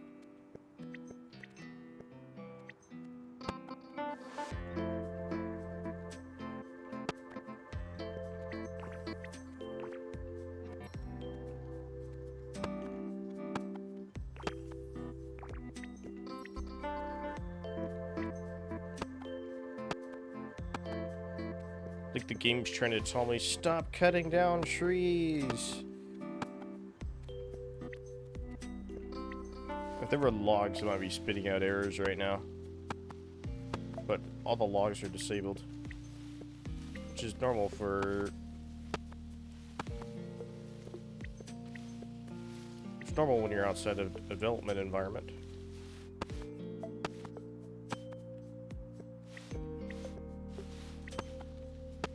They don't want to share logs, except for crash logs. That's the one thing that they save onto the player's device. It seems like,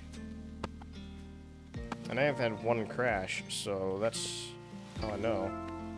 But unfortunately, the crash log is mostly obfuscated, so I don't know much about it. They'd have to de-obfuscate it themselves if they want to know what happened. If they even care enough.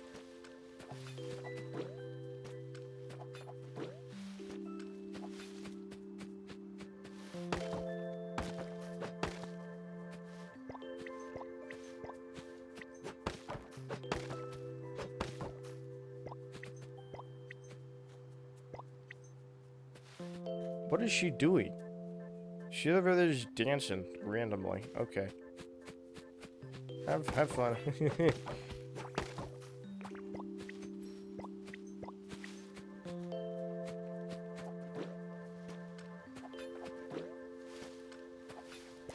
It's like, have fun, I won't judge.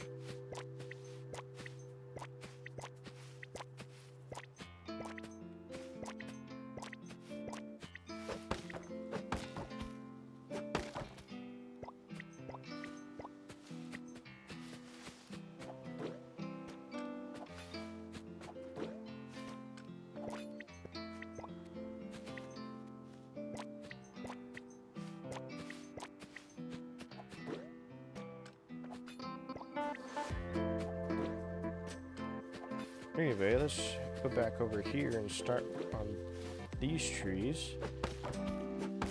The dragon blood trees, I think. Will they give me any wood, though, is the question. Any of their wood, and not just broken wood.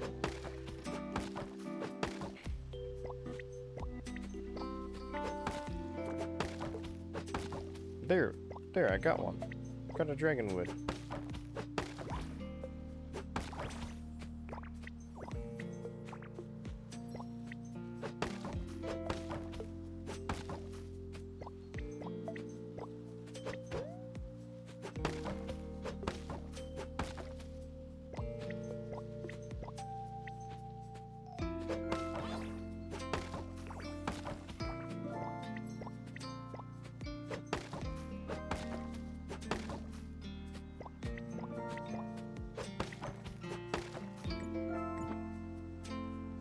Food.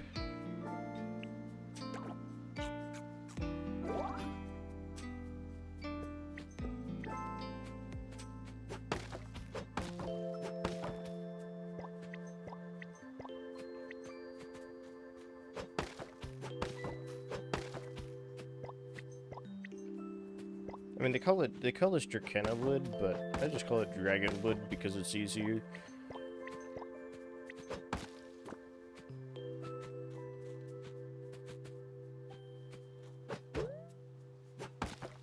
I did miss a swing on that. Forgot about it.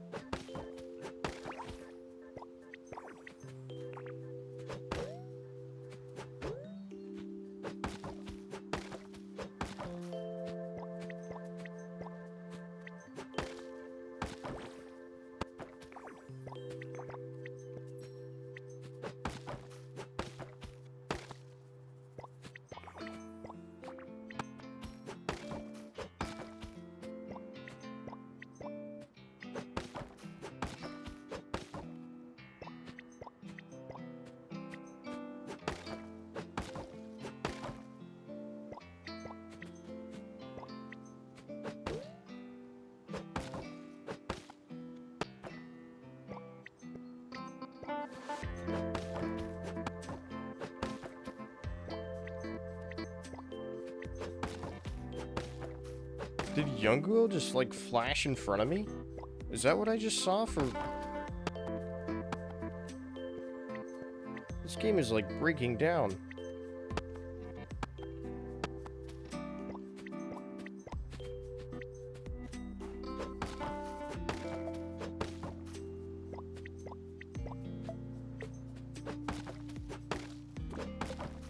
Are the tree branches? Maybe that was just the tree branches.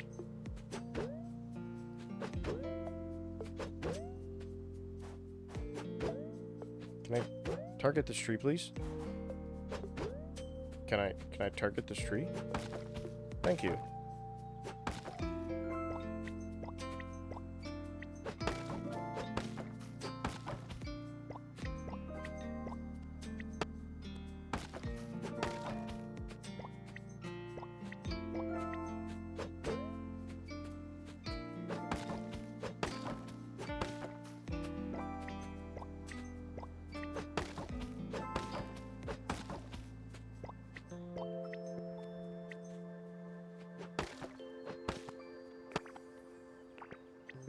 Still managing 60 FPS.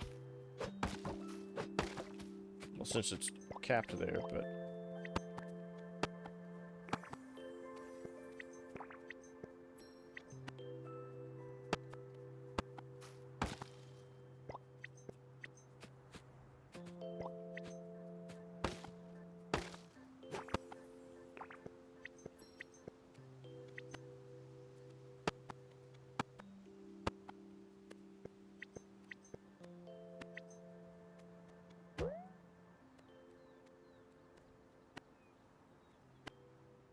Can I target this tree, please?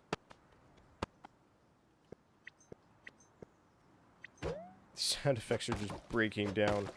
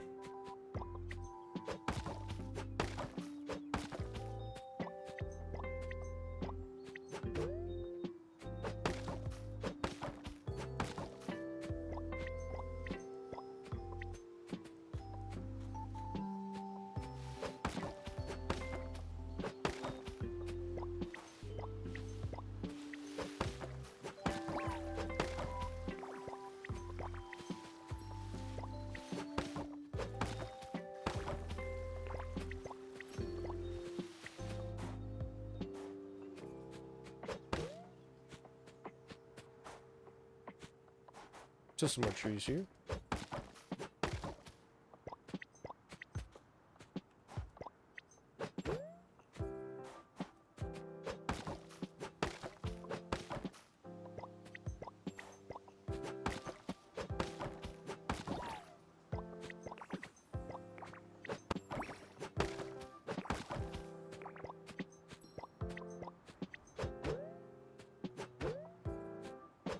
Come on.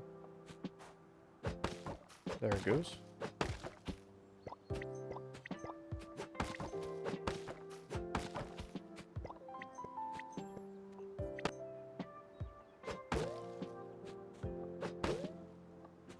Oh, already got that tree.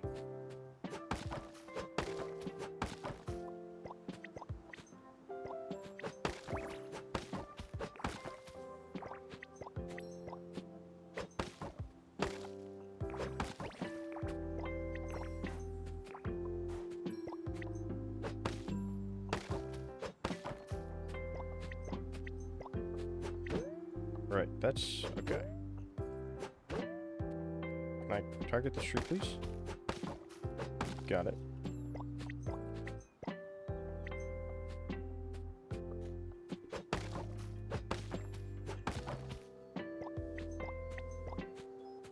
Oh, these are baobabs.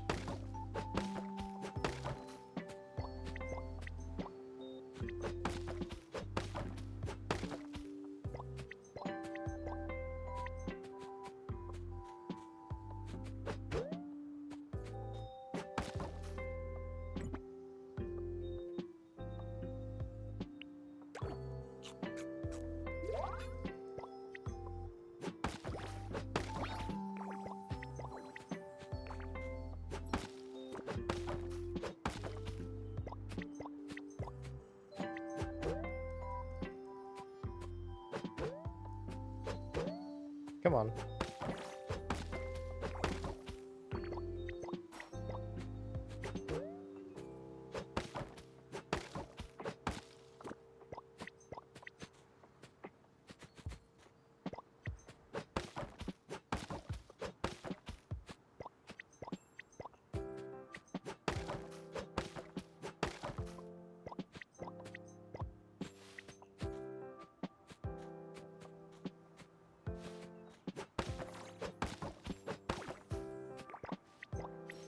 Flame wood, mango, nice.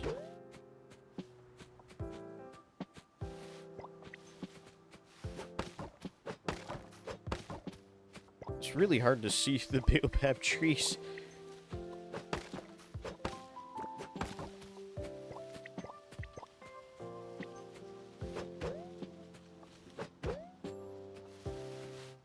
Those are baby baobabs.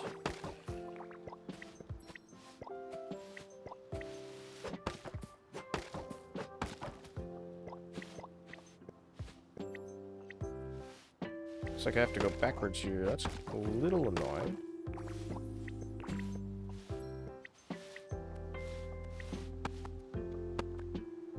There's the sound effects breaking again.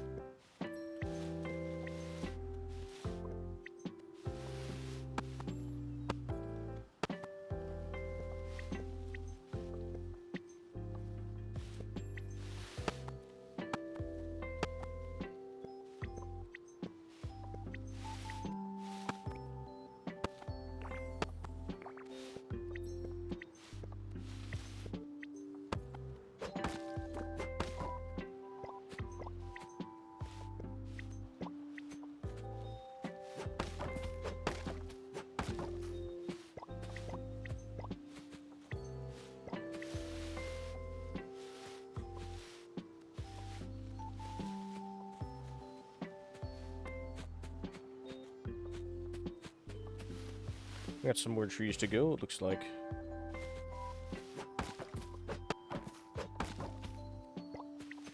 Mango, mango. Getting a good haul of flame wood out of this, too.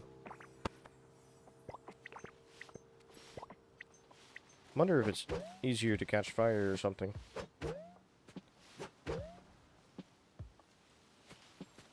Alright, those are baby baobabs.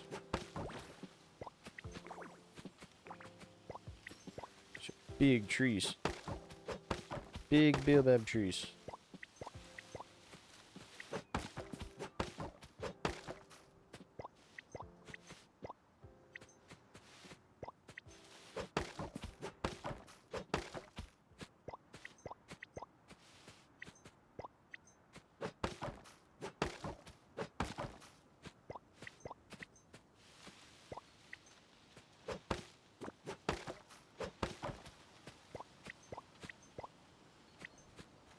Tiny baobab tree. Still taller than me. Oh, I just randomly got 3 RGBs.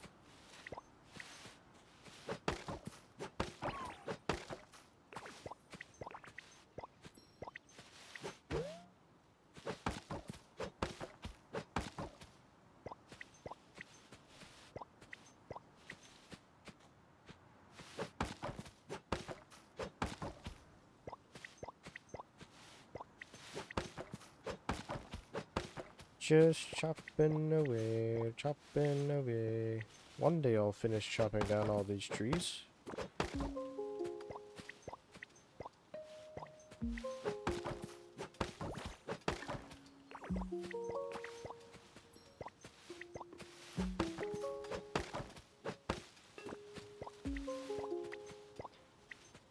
Two Swift Sneaks level 3 books from Piglin bartering? That's a lot.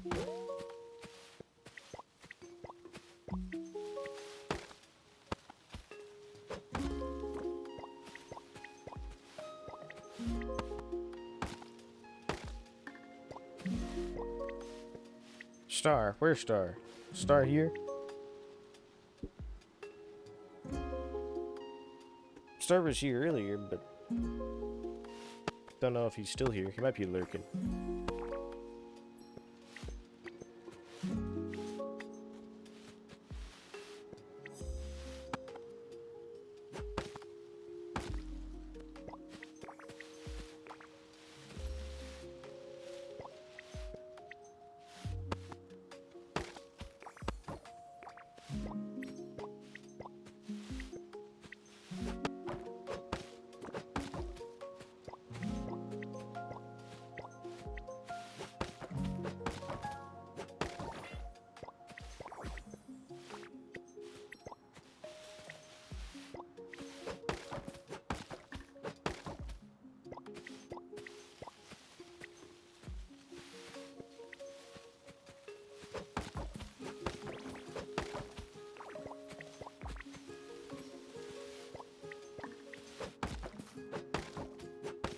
A pot with a warden on it. I think I have a couple of those, actually.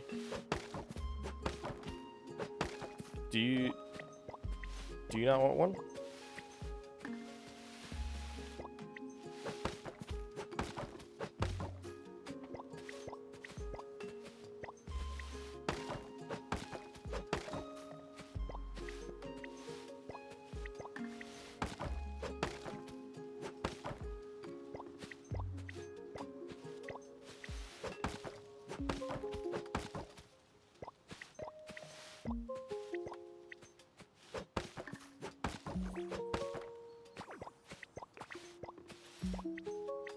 We'll be fine without it.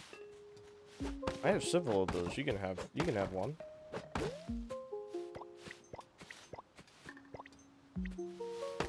Put them in storage for later, you know.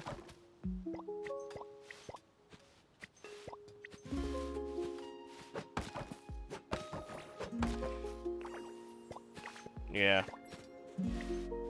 I think we got lucky with the amount of ancient cities we have underneath the starting area.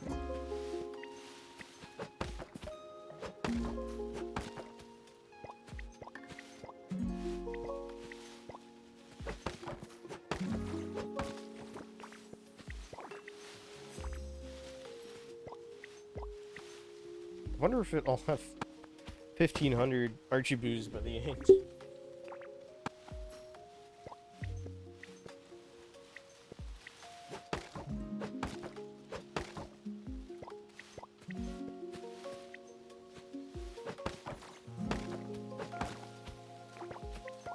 You hit the god spot for loot.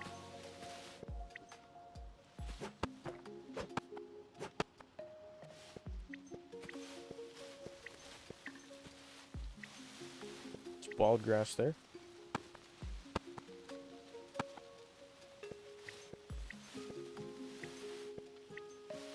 It's funny seeing the game just breaking down trying to do this.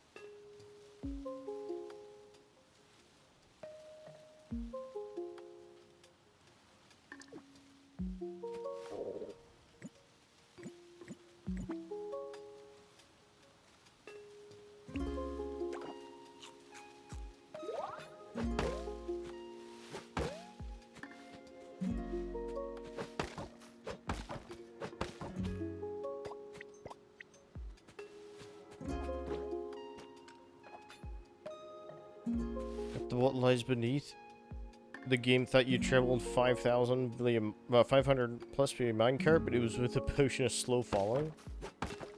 Huh.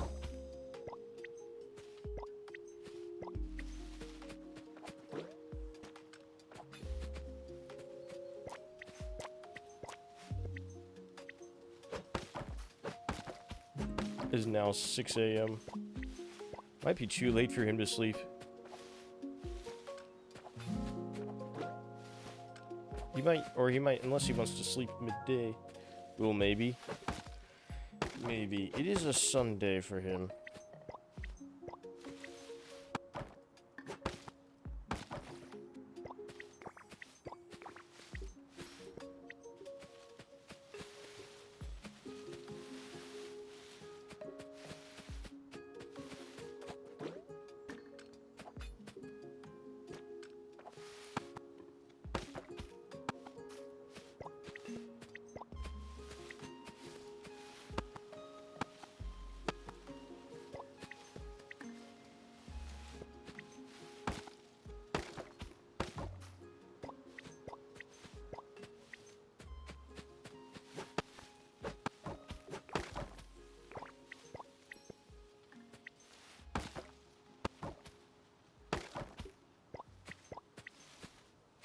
Get the templates done?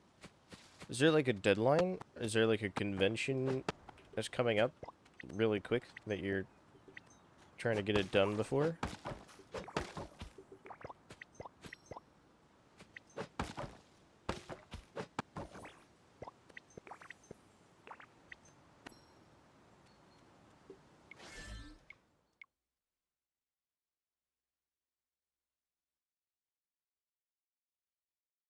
This is funny. Not all the trees are rendering on the map.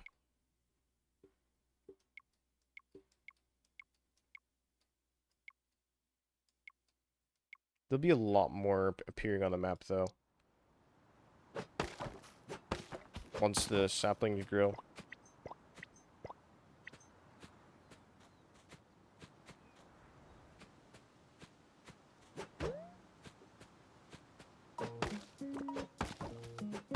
You just hyperfixate?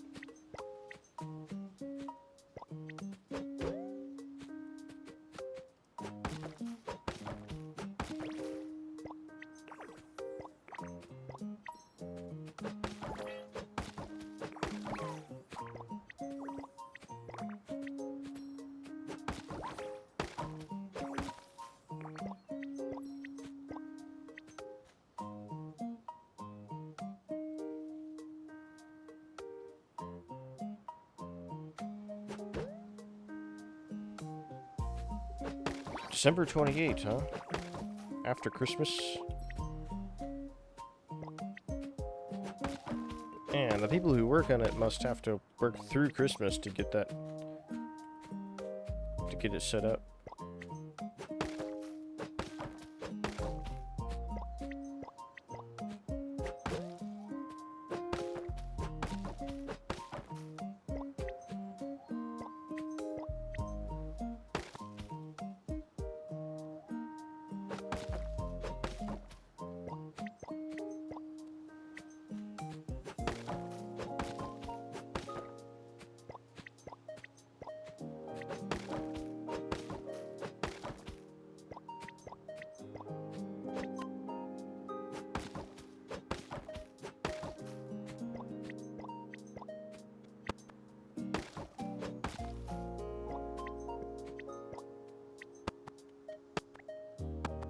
See you on the other side of the ads. I said that a little late, didn't I?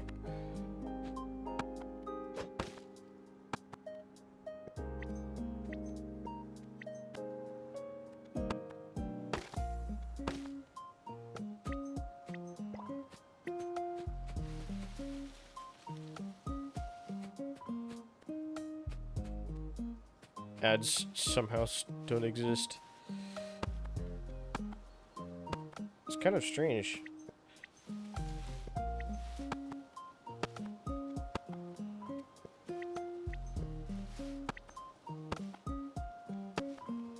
Like, I think they would, but if they don't for you. That's interesting. That is a lot of peach trees that have not grown.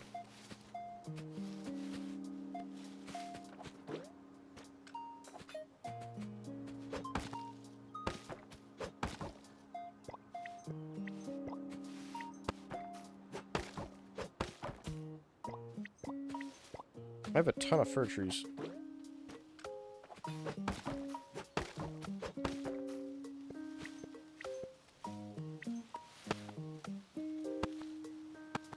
Dude, this is clearly broken. The sound effects and everything.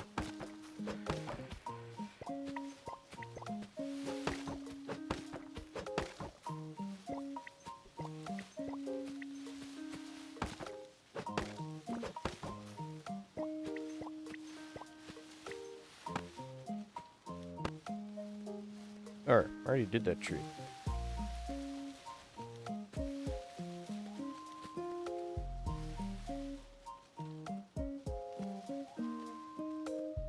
Sound effects just aren't playing.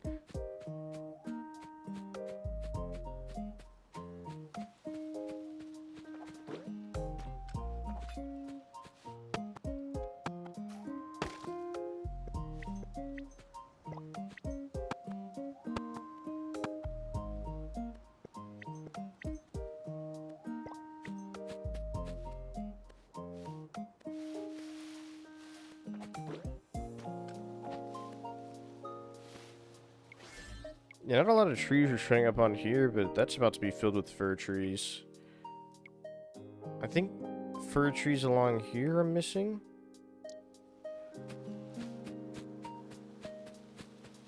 Oh yeah, because they haven't grown in yet. Look at that lag while it tries to draw all the trees.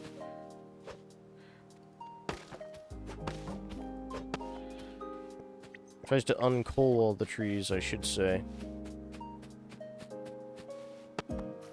But yeah, tomorrow there's going to be a lot more trees.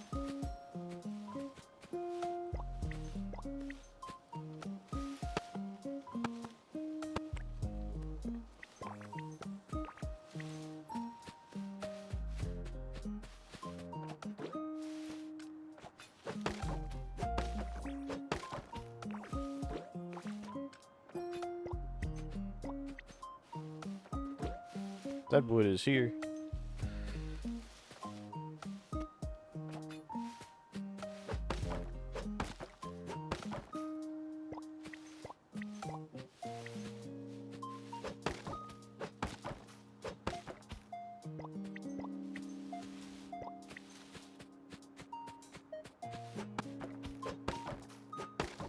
The bamboo doesn't show up on the map for some reason, which is kind of odd. Kind of funny having the baobab up here, though.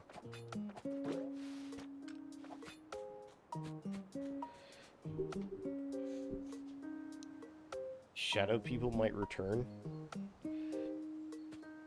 You know, that sounds a little not so great, you know.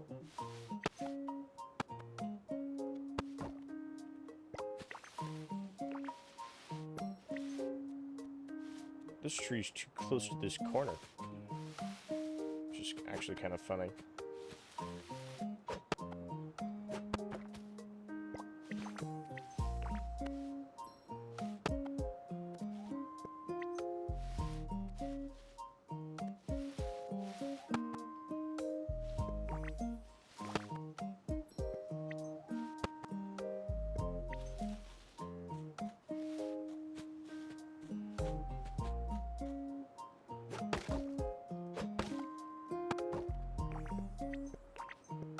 Sound effects are even broken up here.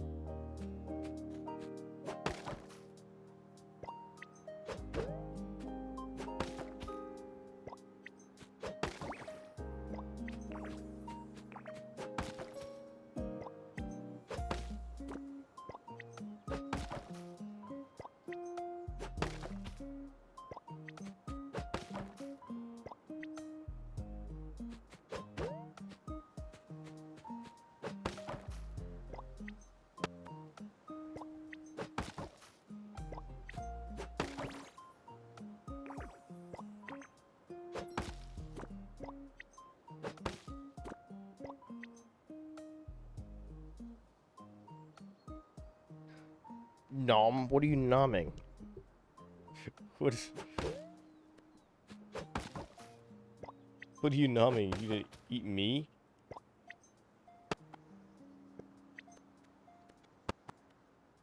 Are you craving? Are you craving cherry Jolly Rancher right now?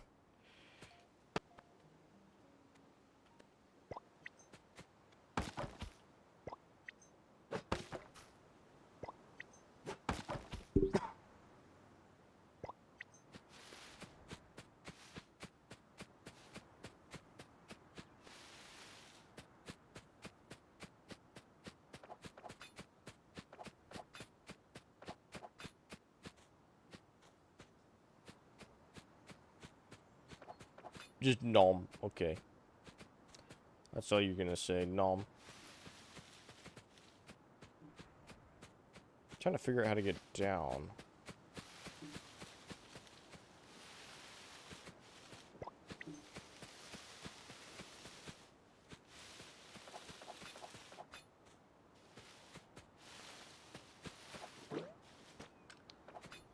Right here, it looks like.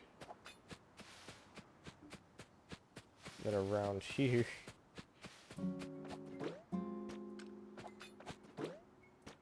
And down here. Okay. I gotta find my way back to the...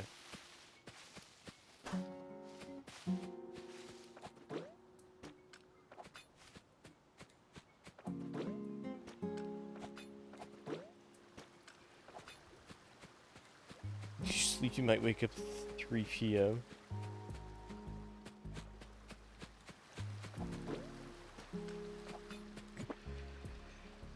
Alright.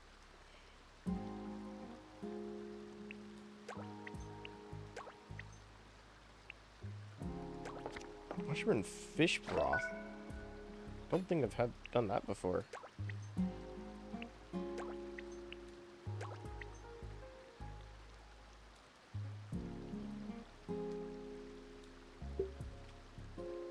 Let's see, that is...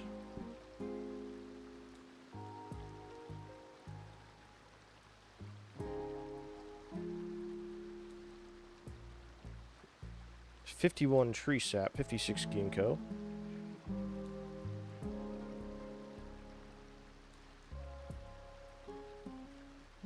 Only 81 fur.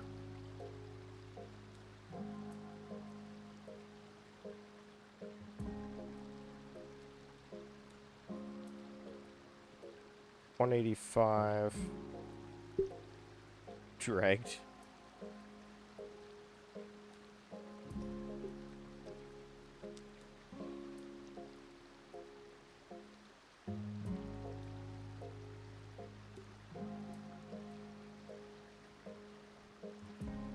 That is 236 bamboo.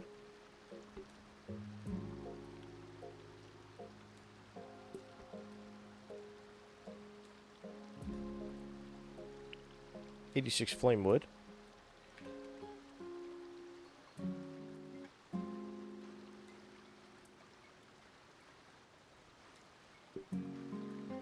$17 baobab.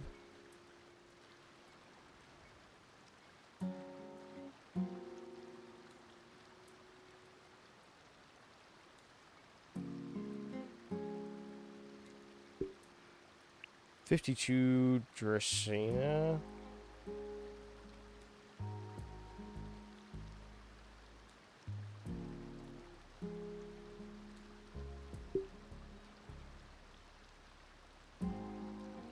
One, 2, 3, 4, 5, 6, 7, 8, 9, 10, 11, 12, 100, and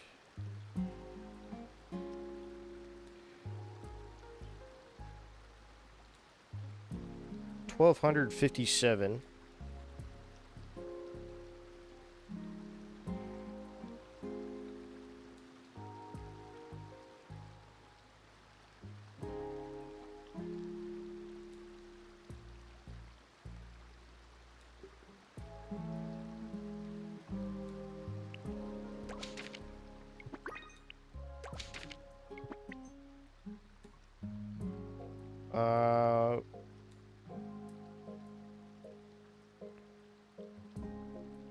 157 apples.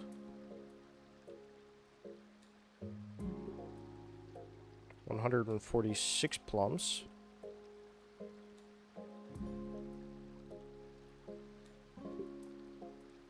59 avocado.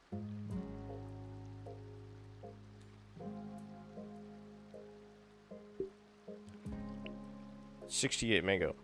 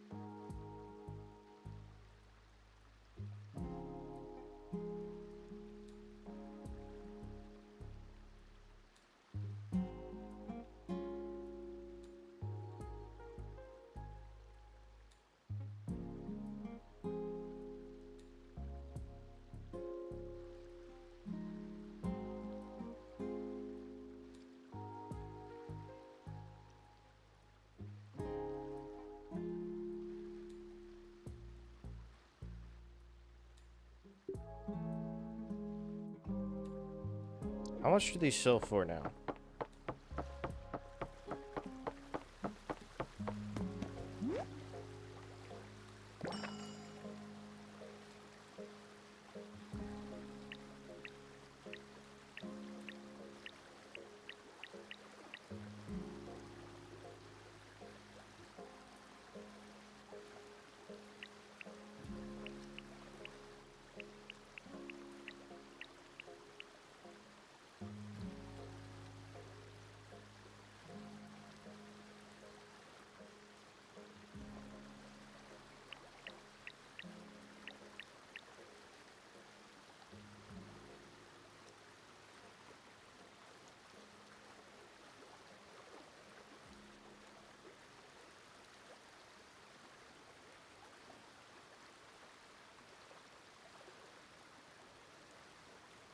$8,000 dough. That's it.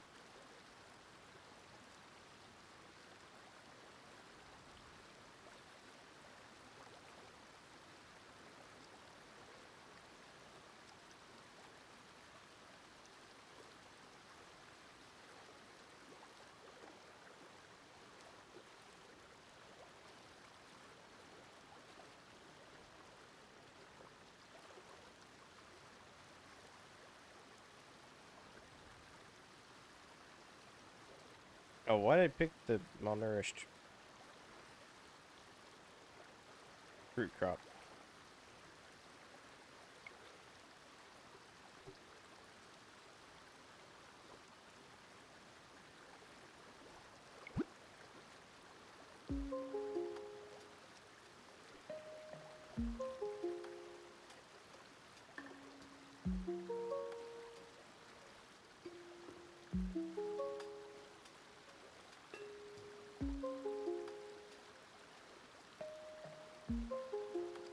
Hmm.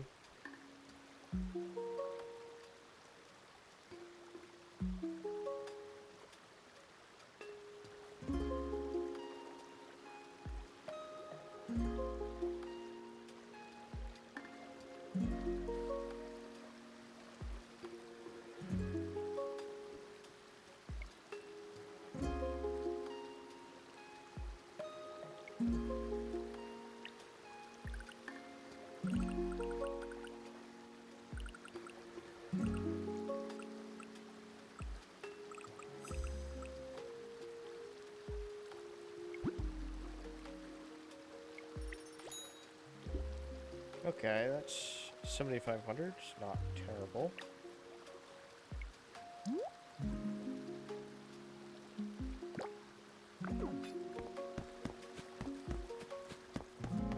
egg? Which egg? What do you mean egg?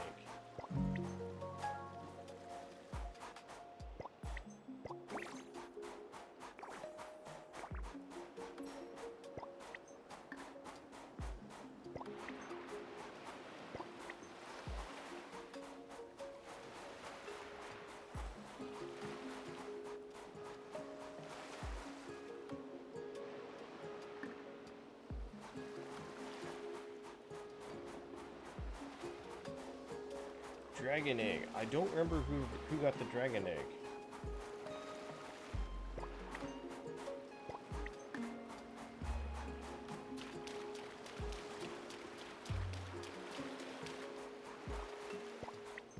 And I don't think I saved a recording of the VOD either.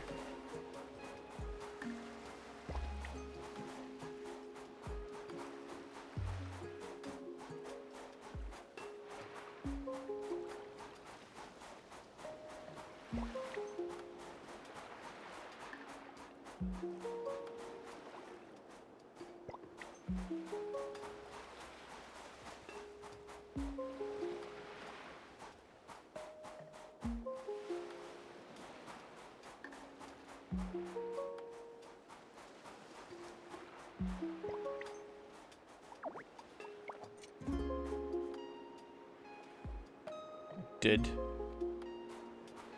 you need to get some sleep, Zeal?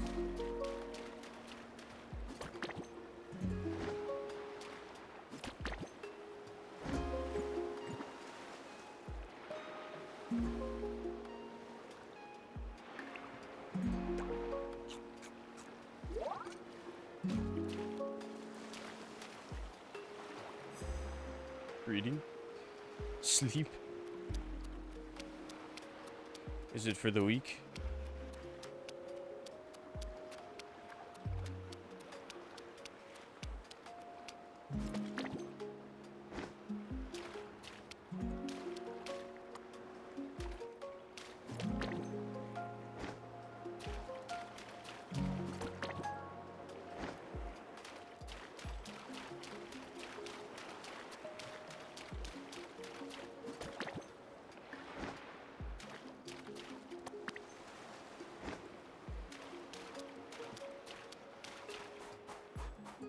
Share the same blood type, caffeine. I think Zeal's is a little more extreme.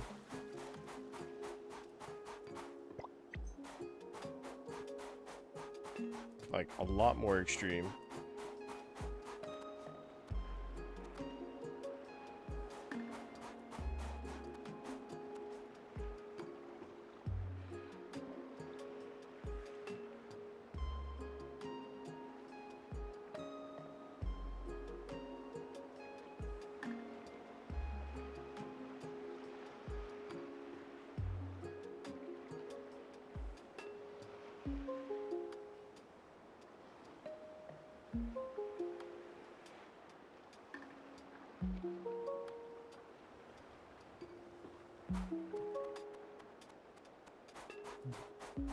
Monster 2 times a month? What do you mean oof and yay? I'm confused.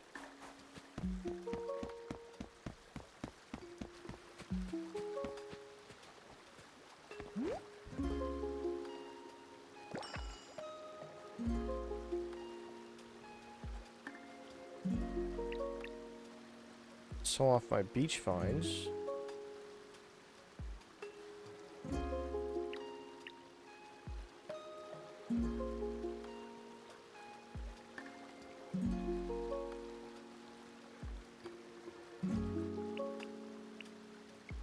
Let's keep my bugs for now.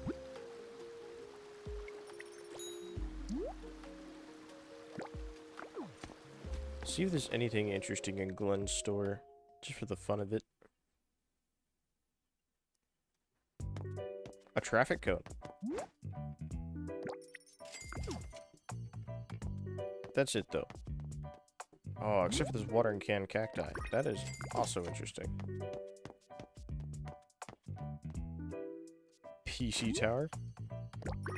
I take. I think that's it.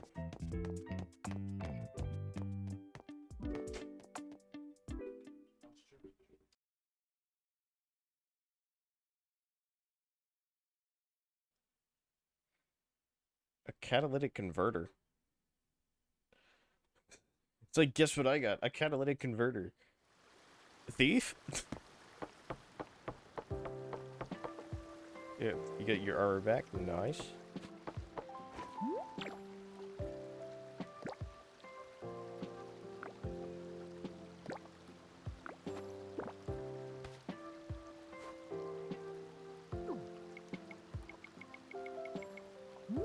Are you gonna give me an inspo card? I think that's not gonna be enough to increase his...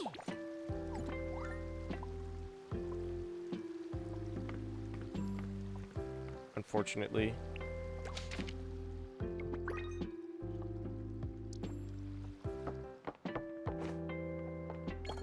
Trying to do some cooking though. Gotta make sure I don't sell that thing.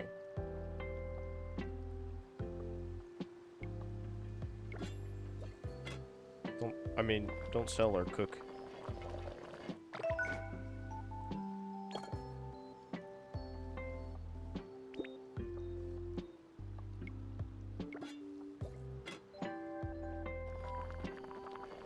Is you falling asleep over there?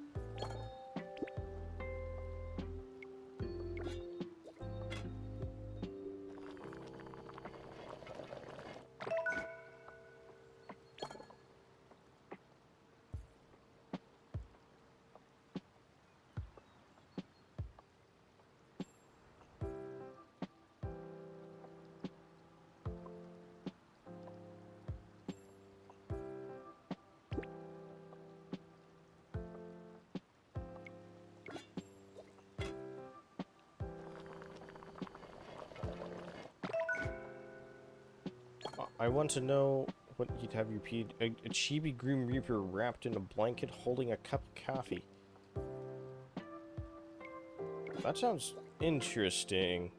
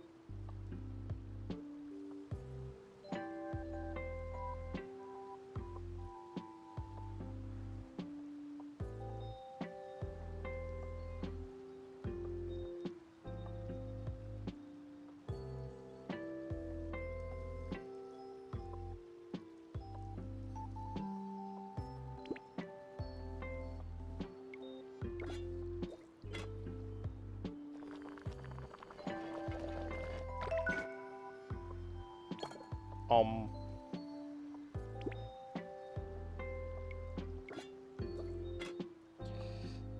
One day I'll figure out how to get the 7T emotes working. 7TV emotes.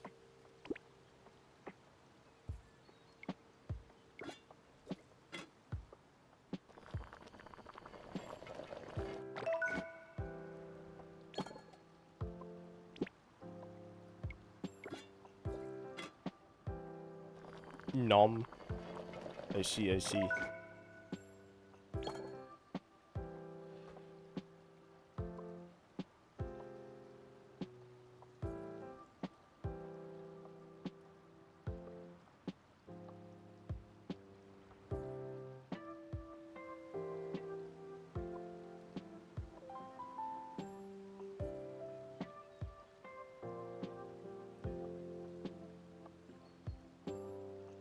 I wonder what happened to the weekly wall grind.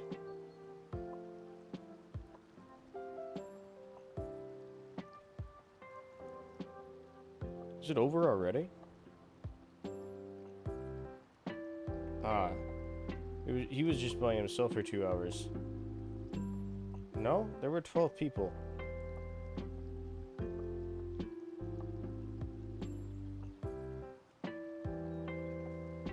Yes, the weekly wall grind ended in 2 hours today.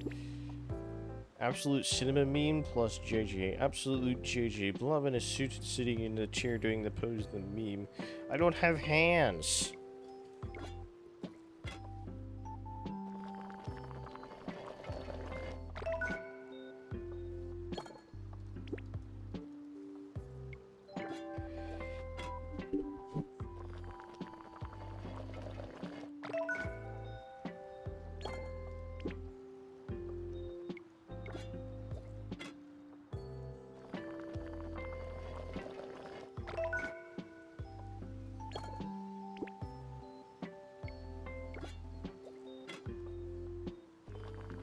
I might try chopping down all my trees tomorrow. I don't know if I'll have time, but...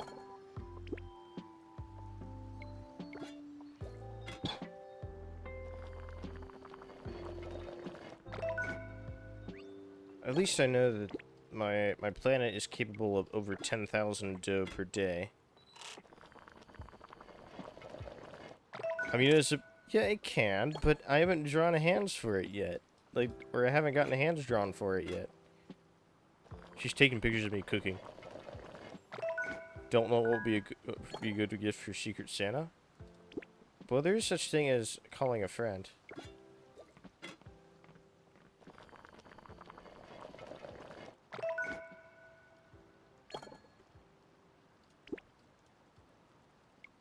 This isn't gonna reach level 10 anytime soon.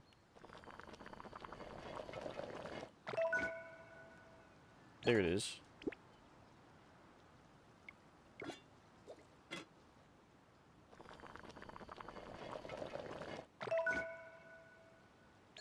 No, I can change form, but I just haven't.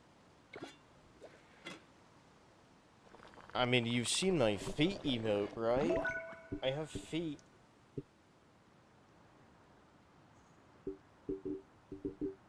I have an arm, and I have a foot. I suppose. I guess I do have hands.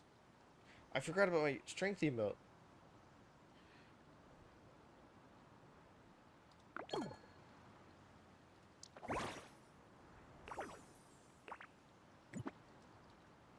Anyway, that's a 3-star. Plus 300, yo.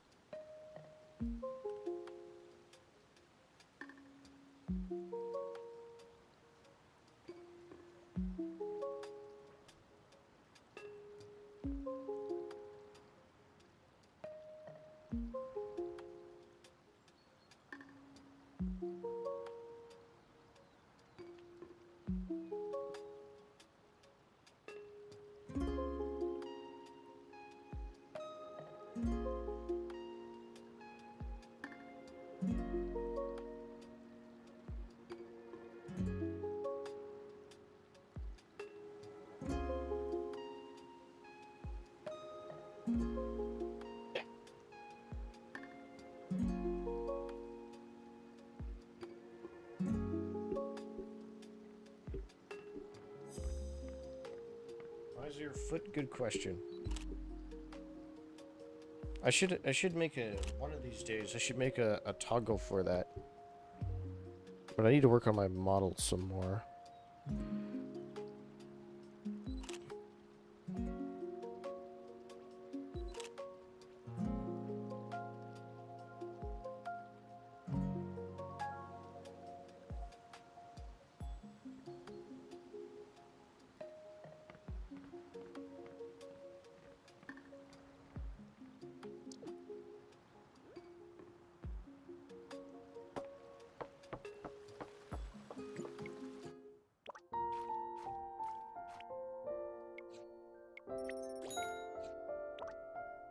Anyway, there's special coming of age gift. On the 364th day of his 14th year, Mr. Fury became a runaway on the eve of adulthood. He still remembered the phone call from the Drifting Gale travel agency years ago, which wasn't meant for him, but still, it quietly planted the seed of a dream. Okay. I'm gonna have to read them all.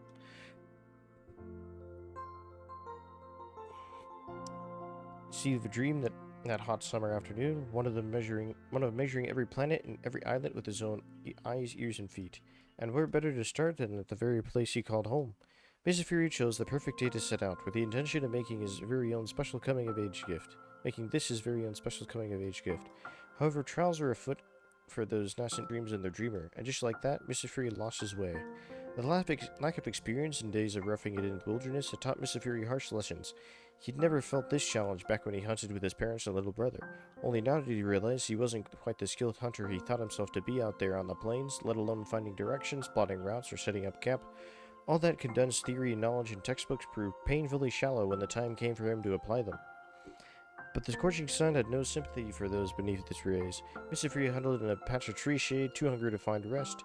He took out his notebook and began scribbling down everything he'd seen in the past few days. Unbeknownst to him, the note he'd left under a cup before leaving had been whisked away by the wind.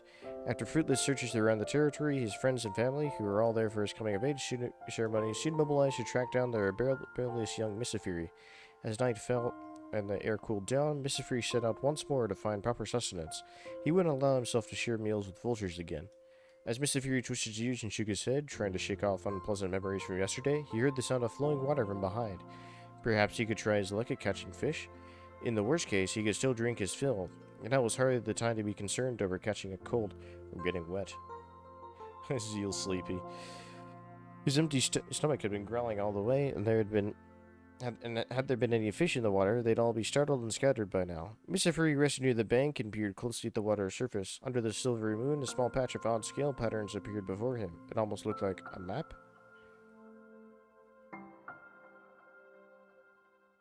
It was the guidefish, the mythical fish that bore a map on their scales. It would guide the seeker towards treasure, which was determined by what the seeker desired most in the moment. I haven't caught one of those yet. Suddenly, the hunger in his stomach dissolved, and all Mr. Fury wanted to do was go home. The fish swam cheerfully in the water and responded to his wish by guiding the lost boy back home. Finally, after passing 3 river forks, Mr. Fury spotted several worried figures in the distance. Thank goodness the legend of the guidefish holds true, he thought, and collapsed from exhaustion before he could crack a smile. The last thing he heard might have been the sound of a fish leaping out of the water, but for the first time in his life, Mr. Fury dismissed it as a mere hallucination of his keen, reliable ears. Which sack? Oh. The coming-of-age celebration finally commenced, and Mr. Fury received gifts from the Drifting Gale Travel Agency, a backpack full of supplies, and a half-written road journal. Someone still remembered that little boy who rushed to answer the phone call, it seemed. Though Mr. Fury wondered, why did the fish soup at the bonfire party that night taste a bit too salty? Was it the guidefish? Please don't. It was an evening 10 years ago. 1, 2, 3, 1, 2, 3, 4, 5. Young Mr. Fury, who had just learned to count, was squatting on the ground and enthusiastically tracing the geometric patterns his mother had drawn around their camp. 3 points in groups of 5. He shared the pattern he discovered with his little brother, who was still too young to speak. His brother tilted his head and twitched his ears, listening intently, even if he didn't understand a word. The tantalizing smell of roasted meat from the campfire teased young Mr. Fury's nose, and his empty stomach growled shamelessly in protest. Nope, no food until I learn this, he silently vowed.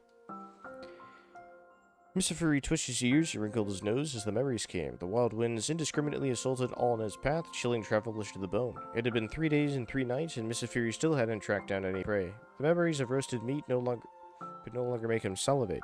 Forget about exploring the planet under these conditions. It was much more likely for him to end up a desiccated corpse and become one with the wilderness. Mr. Fury could draw beautiful and elegant geometric patterns by hand now, but the question of his survival hung by a thread. Could those patterns truly evoke Asian protection? Mr. Fury wondered as he found a branch that could barely support his rest. He stared into the seemingly unchanging starry night and recalled another memory. It was another day, 10 years ago.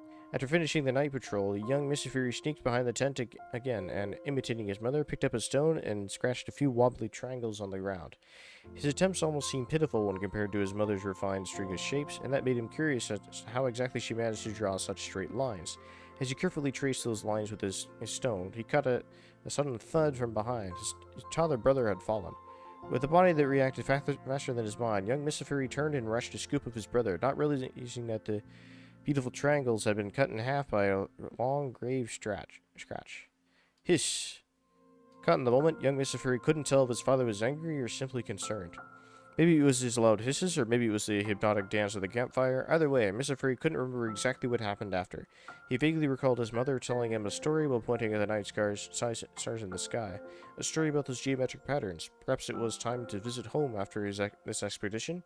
It had been long since he last went back, but for now, Misafuri felt his eyelids grow heavy and allowed the night to gently shut his eyes. Just a brief nap. A micro nap wouldn't do any harm, he comforted himself. Frost began to form on the top of his lashes as they quivered in the wind, but the bonfire in his dreams was simply so warm that he didn't want to wake up.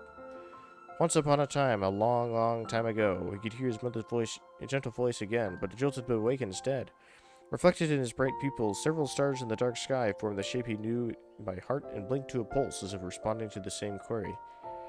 The stars were silent, but Mr. Furry felt as though he was under the watch of tender eyes. Beautiful memories weren't meant to be traps on the unwritten journey. They should be the strength that keeps him moving forward. Mr. Furry finally climbed down the tree. This is not the end yet, he thought to himself, and to his delight, another passing wind brought him the scent of prey. Okay, that's him done. Let's finish up Dorgeling. This was Dorgeling's 5th year as a hat-making apprentice. On this day, he was inspecting 2 hat flowers by the window, carefully considering which would better complement his spring welcoming hat. Suddenly, he heard a cry from the top of his senior in the courtyard. The dried materials were in disarray, scattered and blown about by the harsh wind. Amidst thundering steps, Dorgeling rushed back and forth with his colossal form that threatened to blot out the sky, collecting all the pieces in his arms at a moment's notice. His senior, who just so happened to pass by with stacks of new fabric, called upon him for help as well. The cook then appeared with 2 buckets of sweet soup and handed them to him with a smile, asking if he could drop them off at the canteen on the way. Dorgeling nodded solemnly at all these requests, but his eyes shone with confidence from being trusted with important duties. Meanwhile, up on the rooftop, Master Sparrow munched on roasted silkworm cocoons and clicked her tongue in annoyance as she watched the big fellow busy about the yard. Soon, she finished off her last skewer in one swoop. The skewer was cast, and it struck and bounced off Dorgeling's back. He paused, scratched the spot in confusion, then turned and looked up. On the rooftop, Dorgeling sat obediently by the grill with his feet and hands tucked inward. On the other side, Master Sparrow stood with folded arms, looking down at her student. "How long have you been my student?" she asked, but before he could answer, she pointed to his nose and continued, 5 years! It's about time for you to graduate." Dorgeling sat quietly with a serious face, lost in thought. The awkward silence grew between them as it always did, until Master Sparrow finally hopped off the parapet in frustration. Suddenly, she was a full 5 heads shorter than him, but her chirping and scolding lent her such a domineering presence. She recounted and lectured him on his actions from the 6 wall-breaching incidents across 5 years to the all-too-tidy yarn pile last night. "You're a hat maker. Stop letting trivial matters occupy your time and go think about why we make hats," she said. Dorgeling sheepishly scratched his head and nodded, which irritated his master so much that her white feather scarf went askew. Dorgeling used to be someone weak who needed protection and sheltering from others, but everyone in the workshop had seen him accidentally breaking table legs, crushing teacups and cracking plates. Therefore, they thought the gentle giant must have been too humble about his strength. For Dorgeling, he counted his luck among the stars to be able to help the weak with what strength he possessed. It wasn't about meeting anyone's expectations, it was about having the ability to say, "I want to, therefore I can." But Master Sparrow said he hadn't figured it out yet. Master Sparrow watched Dorgeling as he left and remembered how a bright-eyed student dug her out of a pile of magazines in the basement 5 years ago. No, scratch that part. She was standing atop the magazine pile with arms crossed, quizzing him about hats as he answered everything perfectly. Flirting on his own in secret? How dare her? How dare he? She was so angry she hopped off the pile and twisted her ankle. No, scratch that part too. She was by the magazine pile and saw how Dorgeling recreated every hat on the pages with reeds. The audacity to learn in secret, she turned away with a howl. Even so, Dorgeling had earned approval with a come to class at 8 a.m. sharp tomorrow. It evoked a special kind of joy and anticipation in him, one that was quite different from the feeling of helping others. 5 years had passed and Dorgeling became a hat-making apprentice. On this day, he chose a dandelion as a flower for his spring welcoming hat. Oi. I knew that sounded familiar. Why was... Visual bug. This wasn't actually selected. Well... This was Dorjaling's 16th year living in the highland pastures. Back then, he knew nothing of the world beyond. Dorjaling was seen as someone who needed protection in his tribe. He thought if he could be a little stronger and a little tougher, put on a stern face and look a little fiercer, then maybe he would actually become more capable. Perhaps due to his frailty, there were many things off limits to him, like going down to the river, wrestling, or herding alone. Concerned gazes followed him around whenever he tried to get involved. The old herder who tutored him said that his body wasn't strong because he carried all the good fortune of the highlands on his head, and that he was a child blessed by their deity. Whenever they took him out to herd, the wolves would scatter, snowstorms would cease, and blood-sucking insects would disperse. Dorjaling wanted to believe in it. During the ceremony wrestling match held to honor their deity, Dorjaling sat by the lakeside and watched the spectacle of fervor and power. Out of place and even slightly dissonant with the scene was the low chanted verses from the herder next to him. When chaos gave birth to earth and sky, white a yak from the lotus did arise, with ears that hear all earthly things, nose that sends far and wide, wings to soar o'er mountains and rivers, hooves to race across plains and fissures. He is the mighty mountain high, he is the gentle flowing stream, he is the father working hard, he is the mother's loving heart. He tames the strong and lifts the meek, his righteous name through ages speak, his legends in our hearts engraved, through song we sing his ageless praise. The song spoke of the highland deity. Legend has it that he looked just like everyone else in the tribe, with long flowing hair, a strong athletic build, and mighty long horns, and that he danced to the heavens and sang for the earth. Behold, it brings success. Behold, it is filled with fortune. And behold, it possesses the eternal. Dorjaling caught himself humming along. He glanced at his own reflection in the emerald lake. Me? I look nothing like the deity Mu. A buddy from a neighboring tribe came over. Dorjaling could see his messy hair and his beautiful sturdy horns that put his own feeble ones to shame. His buddy stroked his chin in deep thought. They say not to mind what others think, but that's easier said than done. Hearing is a way for us to feel the world, he said. A hat with long, solid horns was placed on Dorjaling's head. Now you look like a tough guy. Put on the hat and you can become whoever you want to be. Come on, show us your angry face. In the lake's reflection, Dorjaling did not look quite mighty, or did look quite mighty. And just like that, the kid was fooled by his buddy. The first among them to think of living was his buddy. Pulling Dorjaling along, he made grand plans of how he could conquer the endless mountains and see the world beyond in pursuit of his dreams. Dreams? What are dreams? Brothers stick together to the end, so you're coming too, Dorjaling. Dorjaling was worried that he'd hold his buddy back, being as frail as he was, but his friend had an unwavering faith in him. Before they left, his buddy caught loaning a couple of barley buns from an old herder. Dorjaling went for the rescue, but froze at the doorway. Home? You have no right to keep him on the pastures forever. On the glimmering highlands where heaven is just a few steps away, too many struggle to make a journey because of a weighted heart. You never believed in him, you just think he's weak and needs protection. Outside the house, Dorjaling listened as Dougie came over. As always, it sat beside him, panting with a lolling tongue, as if saying, "Eavesdropping too, huh?" How long will he deceive him with those words? Are you going to keep sheltering him his whole life? Dorjaling gazed at the sunset's glow as the deity watching over the highlands. There is no divine blessing. He has the same horns and fur on his head as us, plus a yak horn that I traded with barley buns. Please let all my good fortune rest upon my buddy's head. I have my own dreams and my own path to follow, so I won't stay, but save half the barley bun for him. I'm leaving this place. May he be safe, free, and prosperous on the journey of his dreams. This was Dorjaling's 16th year living on the highland pastures. In the empty house his buddy left behind, the old herder threw him a bundle of supplies, his mustache bristling with anger. He told Dorjaling to get out of there and bring back his good-for-nothing buddy. Finally, he understood there was some kind of longing in this world that words could not capture. He went across this mountain, and the next one beyond, and countless more after. Alright, what have I done here? Done the neighbor events. And the Medellin. Last one to read. Before the ball, every strand in place. It was the day before Medellin's coming-of-age ceremony. What is all this about the coming-of-age ceremonies being at 15?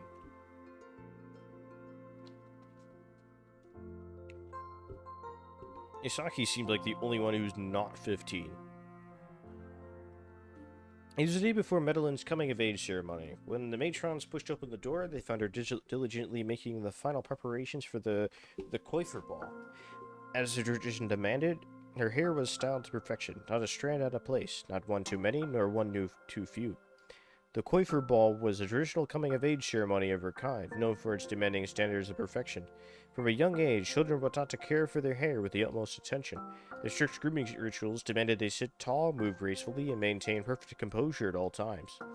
The strands used to craft of commemorative hairwork were, as the old song went, smooth as silk and near divine in quality. No trace of impurity, no sign of breakage, no hint of frizz, no weight of sorrow. As smooth as satin, as gentle as song, thus it grows, thus it is flawless. And Madeline was the finest among them, or rather, she was about to become the finest of all. The hair matrons helped Madeline curl the last of her strands. Watching her sit still and focus, one of the matrons closed the door softly behind her and sighed. The poor child had... Wait a minute.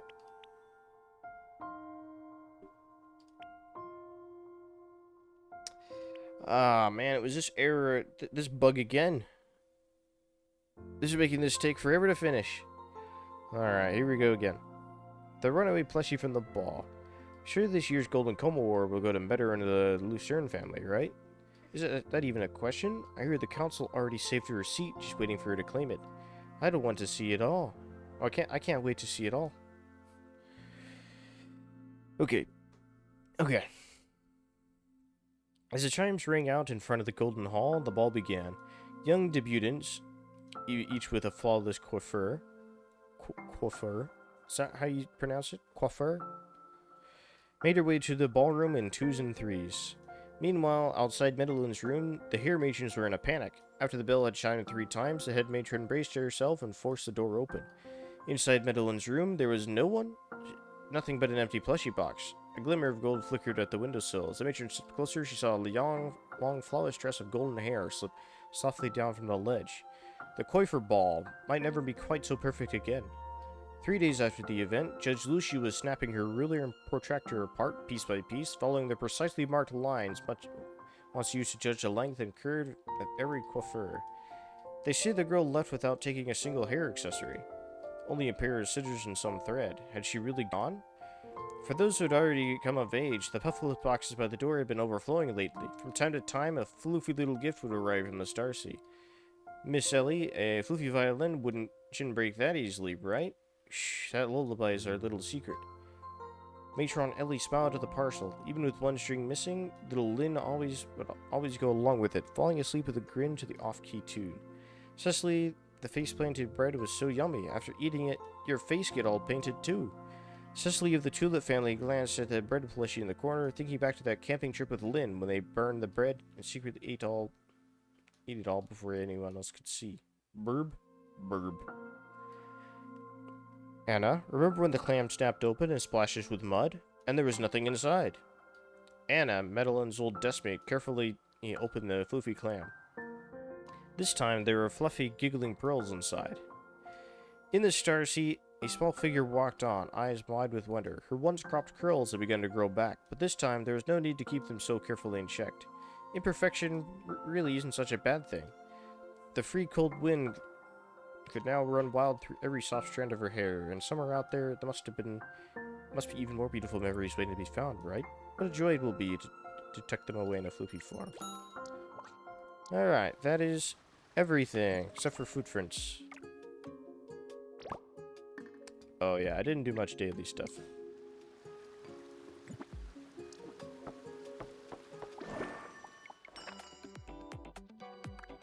Suppose I'll just buy batteries just for fun.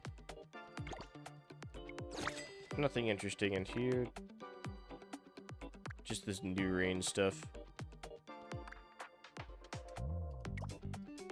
Same furniture.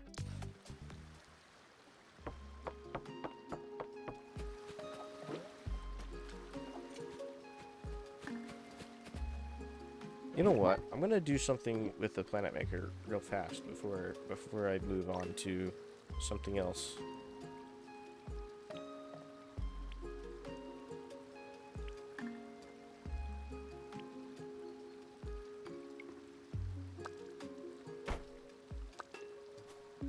Let's do that.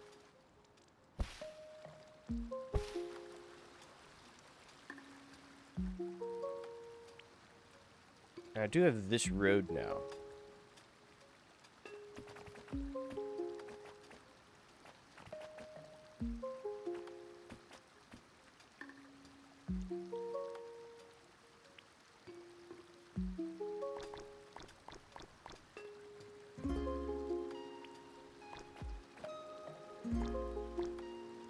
Oh, I can add grates and stuff.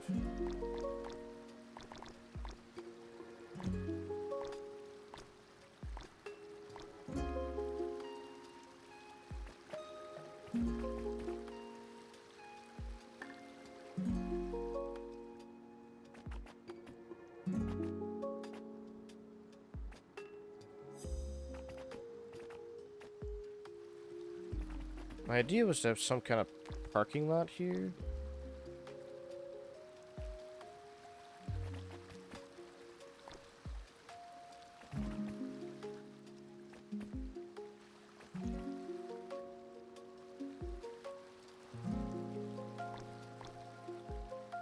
I guess a grate here kind of makes sense.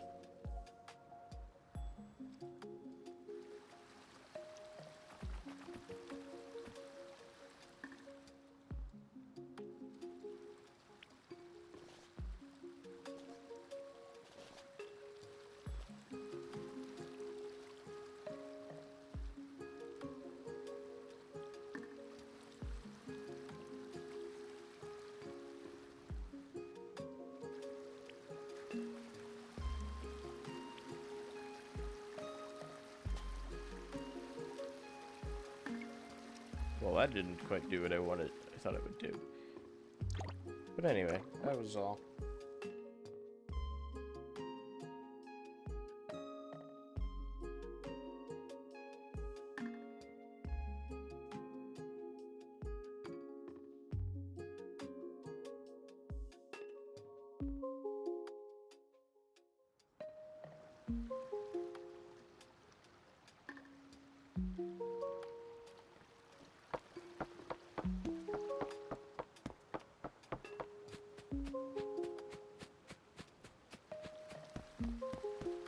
I hope to log in tomorrow to just quickly record something. I don't know if I'll have time to stream tomorrow or... But I do want to see if I get that bizarre crop. That is the only thing I'm missing.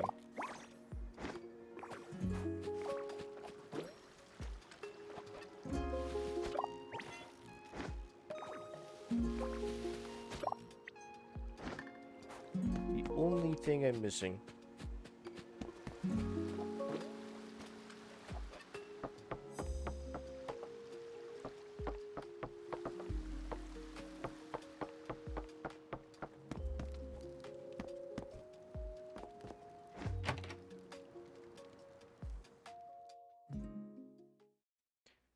Maybe if I did some feng shui and stuff in here, because this seat here does not work.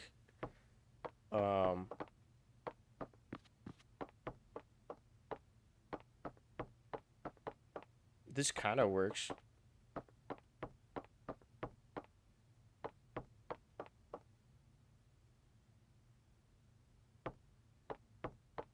I could get a higher score, but I'm not gonna do that today. Oh.